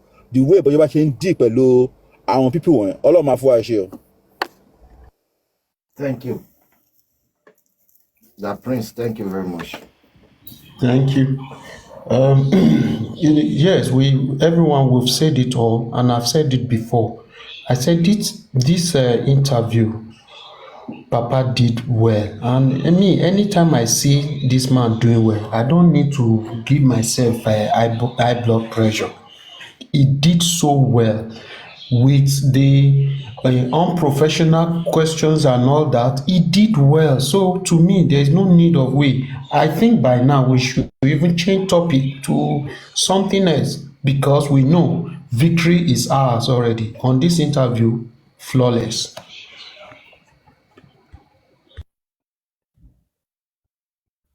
All right.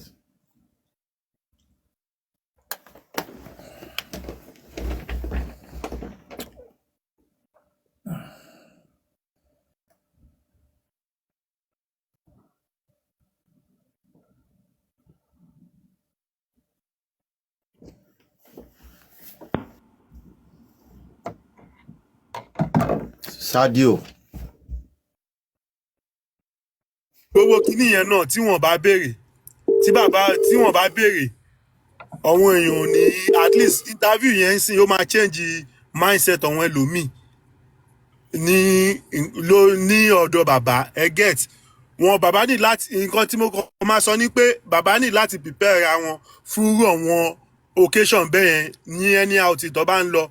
He did very well but he should expect more thorough answers. I'm sorry, questions. Wọ́n láti prepare mind ra wọn fún irú àwọn question bẹ́ẹ̀ yẹn in the sense that àwọn èèyàn believe pé okay he has done this thing and he's there to make people he's there to change people's mind that no kò ń ṣe bó ṣe rí nìyẹn bó ṣe rí nì. He has really done well. Guresi, thank you very much. You are doing a wonderful job. Ọlọ́run ló máa ní fi rí ẹ̀san fúnra wa. Ọlọ́run dẹ̀ máa gbé yín lékè. Thank you. Nǹkan tí mo kàn ní láti sọ nìyẹn. All right, thank you. Hello, ẹ ti pè mí tẹ́lẹ̀, kí ló ń ṣẹlẹ̀? Ṣé wà àǹtí? Sọ ọ̀rọ̀ kan fún yín ni pé ṣe rí gbogbo interview yẹn mi ò wò dáadáa but from the comment ṣé ẹ̀ ń gbọ́ mi? Clearly. Okay. From the comment, mo rí i pé bàbá did very well. Ibẹ̀ lójú ti máa ti Bọ́sẹ̀ àtàwọn ọmọ ẹ̀. Ṣé mọ̀ pé wọ́n sọ pé àdúrà ó disclaim bàbá àti sọ yẹn tẹ́lẹ̀tẹ́lẹ̀. Mo tún wá gbọ́ lọ́dọ̀ Bukky Jesse pé ìbùkún yẹn ó tún gbé bàbá ẹ̀ ṣépè. Ṣé mọ̀ pé ẹ sọ pé ìyá aládùúrà ni. The only commandment tó wà nínú Bible tí Ọlọ́run fi blessing sí orí ẹ̀ òun ni pé bọ̀wọ̀ fún bàbá àti ìyá ẹ̀ kí ọjọ́ ẹ lè pẹ́ lórí ilẹ̀ kó lè jẹun tí ilẹ̀ máa fún ẹ. Bọ́sẹ̀ dẹ̀ jókòó sáyé. Ṣé mọ̀ pé opposite blessing ni ègún ó lè jẹ́ káwọn ọmọ yẹn kí wọ́n máa bú bàbá wọn. Kí ló máa ṣẹlẹ̀ tí bàbá yẹn tí bàbá ò bá ṣépè fún wọn? Bọ́sẹ̀ ti gbẹ ègún sórí àwọn ọmọ yẹn náà. Mohbad ti kú. Wọ́n dẹ̀ mọ nǹkan tó pa Mohbad. Irú fámìlì wo lọmọ yẹn ti wá? Ṣé ẹ̀ ń gbọ́ mi sà? Clearly. À ń gbọ́ yín clearly. Wo lọmọ yẹn ti wá? Irú fámìlì wo ló ti wá? Ṣé mọ̀ pé Mohbad ti kú o? Àwọn méjì tó tún kù. Obìnrin dẹ̀ ó tún forí wọn gba ègún. Ṣé ó dà bẹ́ẹ̀? Ṣé ọmọ anybody ó lè bú bàbá ẹ̀? Ó wá ń gbàdúrà pé k'Ọlọ́run bless iṣẹ́ òun. Tọ́lọ́run ti dẹ́gùn pé anybody tí ó bá bọ̀wọ̀ fún bàbá àti ìyá ẹ̀ kò lè jèrè bọ́sẹ̀ dẹ̀ mú ó dẹ̀ ń forí àwọn ọmọ ìgbépè ẹ̀yin ò rí ibi tí ọlọ́run tún wá ṣe fún bàbá Mohbad ni bí wọ́n ṣe fẹ́ gbé bàbá lulẹ̀ ní interview yẹn gbogbo yín ẹ̀yin àti Bukky Jesse everybody wọ́n ti build bàbá up that is why I'm so proud of him that is why I'm calling him sir. Thank you very much. Ẹ ṣé gan. Ẹ ṣé. Thank you, aunty. ẹ jọ bọ́dà láti kó di pé èèyàn míì tún máa sọ̀rọ̀ ẹ jọ ẹ bá wa sọ̀rọ̀ ẹ jẹ́ káwọn èèyàn mọ̀ nípa GoFundMe kó má gbàgbé láti máa bá wa fowó sí o. All right. GoFundMe yẹn. mo gbọ́ lórí Bukky Jesse lánàá wọn náà ti yọ orúkọ Múyìwá kúrò ńbẹ̀. Wọn ò yọ. Bukky Jesse dẹ̀ sọ lánàá pé a fẹ́ kí wọ́n yọ orúkọ Múyìwá pé wọ́n ti yọ orúkọ Múyìwá ńbẹ̀.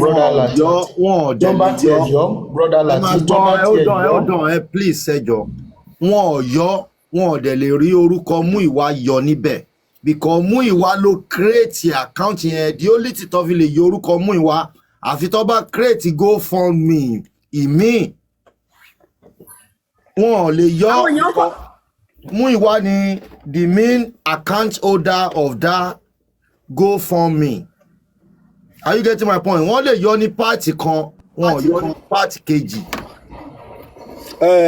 Láti sọ fún anybody ẹni tó bá ní access kó tó yẹn lọ check ẹ ká nìyẹn lọ check wò.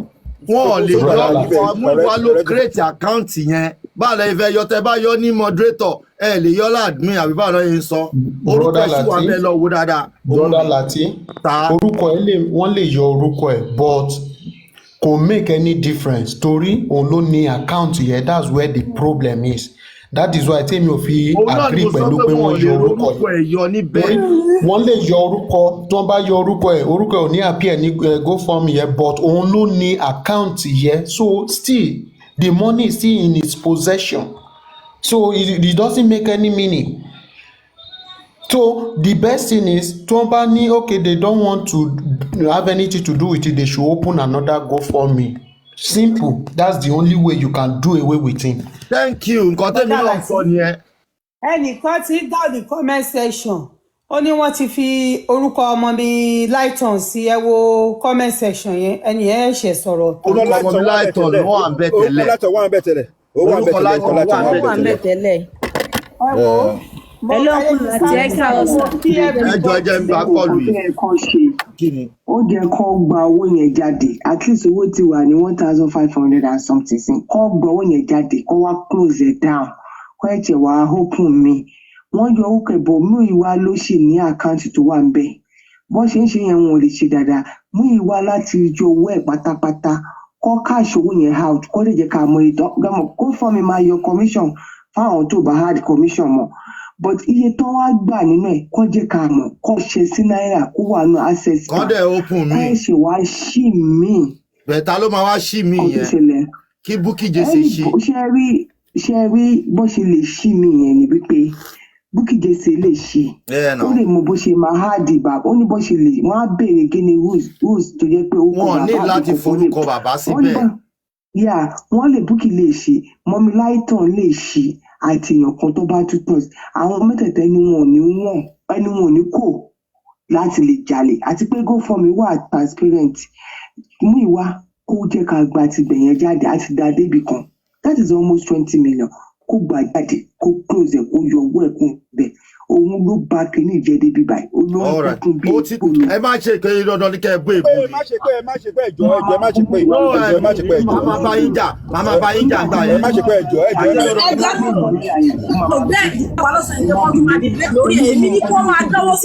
Ẹ lè bínú bẹ̀ tí everything tó àbá ìpè. Kì í ṣe ọ̀rọ̀ pé wọ́n tún máa dìbẹ́tì lórí ẹ̀ ni mo gbé wá lọ́sàn pé kó máa dáwó síbẹ̀ lèmi sọ gbà tó ní kí wọ́n ti yọ orúkọ ẹ̀ lèmi sọ ní pé kó máa dáwó síbẹ̀ o. So bí yẹn ṣe jẹ́ nìyẹn wọn. Ẹ jọ̀ọ́ ṣé mo lè sọ̀rọ̀? Why not? Ẹ jọ̀ọ́ sir, ẹ káàárọ̀ everybody. Ẹ jọ̀ọ́ Mọ́mí Lighton máa tó ẹ̀ lighting because Mọ́mí Lighton ló open ẹ̀ ní America ń bí. And Mọ́mí Lighton ní ìjẹta lálẹ́ ìjẹta wọ́n ti yọ orúkọ Mr. Múyìwá so àwọn orúkọ tó wà níbẹ̀ ń sìn ní mọ́mí Lighton Bukky Jesse pẹ̀lú orúkọ bàbá Mr. Muiwa wọn ò lè yọ orúkọ Muiwa. Mrs. Mọ́mí Lighton ló open go for me so and the account is still going on so ẹ lè béèrè ẹ lè invite Mọ́mí Lighton láti put orúkọ Mọ́mí Lighton gangan ló Madam Toyosi yes ẹ wò yes sir. Now account wo ta ló ní account wọn fi open GoFundMe yẹn that is where the point is. Lighton sir. Oh, are you sure? Yes. Check it well or ask question. Yes, I am. If it's Mọ́mí Yes. Lighton, meaning Muiwa can be removed. But if it's Muiwa's account, there is no how. It's still under Muiwa.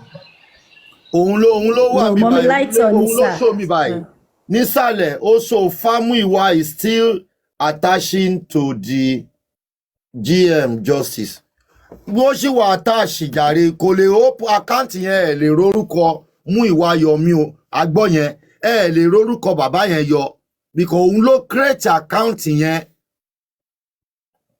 òun ló create ẹ kò sí bẹ́ẹ̀ ṣe lè yọ orúkọ ẹ tẹ bá rí yọ ládùmí ẹ lè rí yọ ní moderator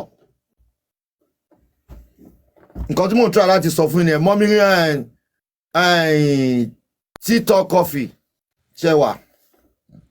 bọ́dà láti ẹdẹ kí n sọ̀rọ̀ kí àti kọfí tó sọ̀rọ̀ o mo kí gbogbo panelists commenters mo dẹ̀ kí Gúrẹ́sì fún iṣẹ́ takuntakun tẹ́nì kọ̀ọ̀kan wá ń ṣe I appreciate wọn o ṣe rí interview yẹn very fantastic reasonable ó wà okay gan bàbá did well so ọlọ́run ọlọ́jọ́ òní ó máa di bàbá yẹn mú ó dẹ̀ máa tu bàbá yẹn nínú ṣe rí Mọ́mí Coffee wọ́n ti ṣe àwọn náà ti ṣe analysis lórí kinní yẹn láàárọ̀ mo ti wà lọ́dọ̀ wọn tó jẹ́ pé àwọn ti wù mí gan wọ́n ní ó ṣàdíìpù gan torí wọ́n gbé wọ́n gbọ́rọ̀ wọn wá ìgbà táwọn náà gbọ́ kinní yẹn wọ́n ló díìpù gan sọ àwa mọ ibi tó díìpù dé bóyá 100 feet ni o wọn ṣáà ti sọ ibi tó díìpù dé fún wa tá a máa ṣàmọ̀ pé bàbá ṣe dáadáa ọlọ́run máa di bàbá yẹn mú ọlọ́run dẹ̀ máa tù wọ́n nínú wọn ò ní rí kú ọmọ mọ́ lórúkọ Jésù ẹ̀mí gígùn àti àlàáfíà ọlọ́run á fi fún wọn lágbára ọlọ́run gbogbo wa náà àdẹ̀ ní fi irú ẹ̀gbá lórúkọ Jésù àwọn ọmọ tiwa náà ní dòkú àwa náà ní dòkú ọlọ́run àti káwa náà lè jẹun ọmọ wa pẹ́pẹ́pẹ́pẹ́ ayé ò ní fi àwọn ọmọ wa dá wa lóró wọn ò ní fáwọn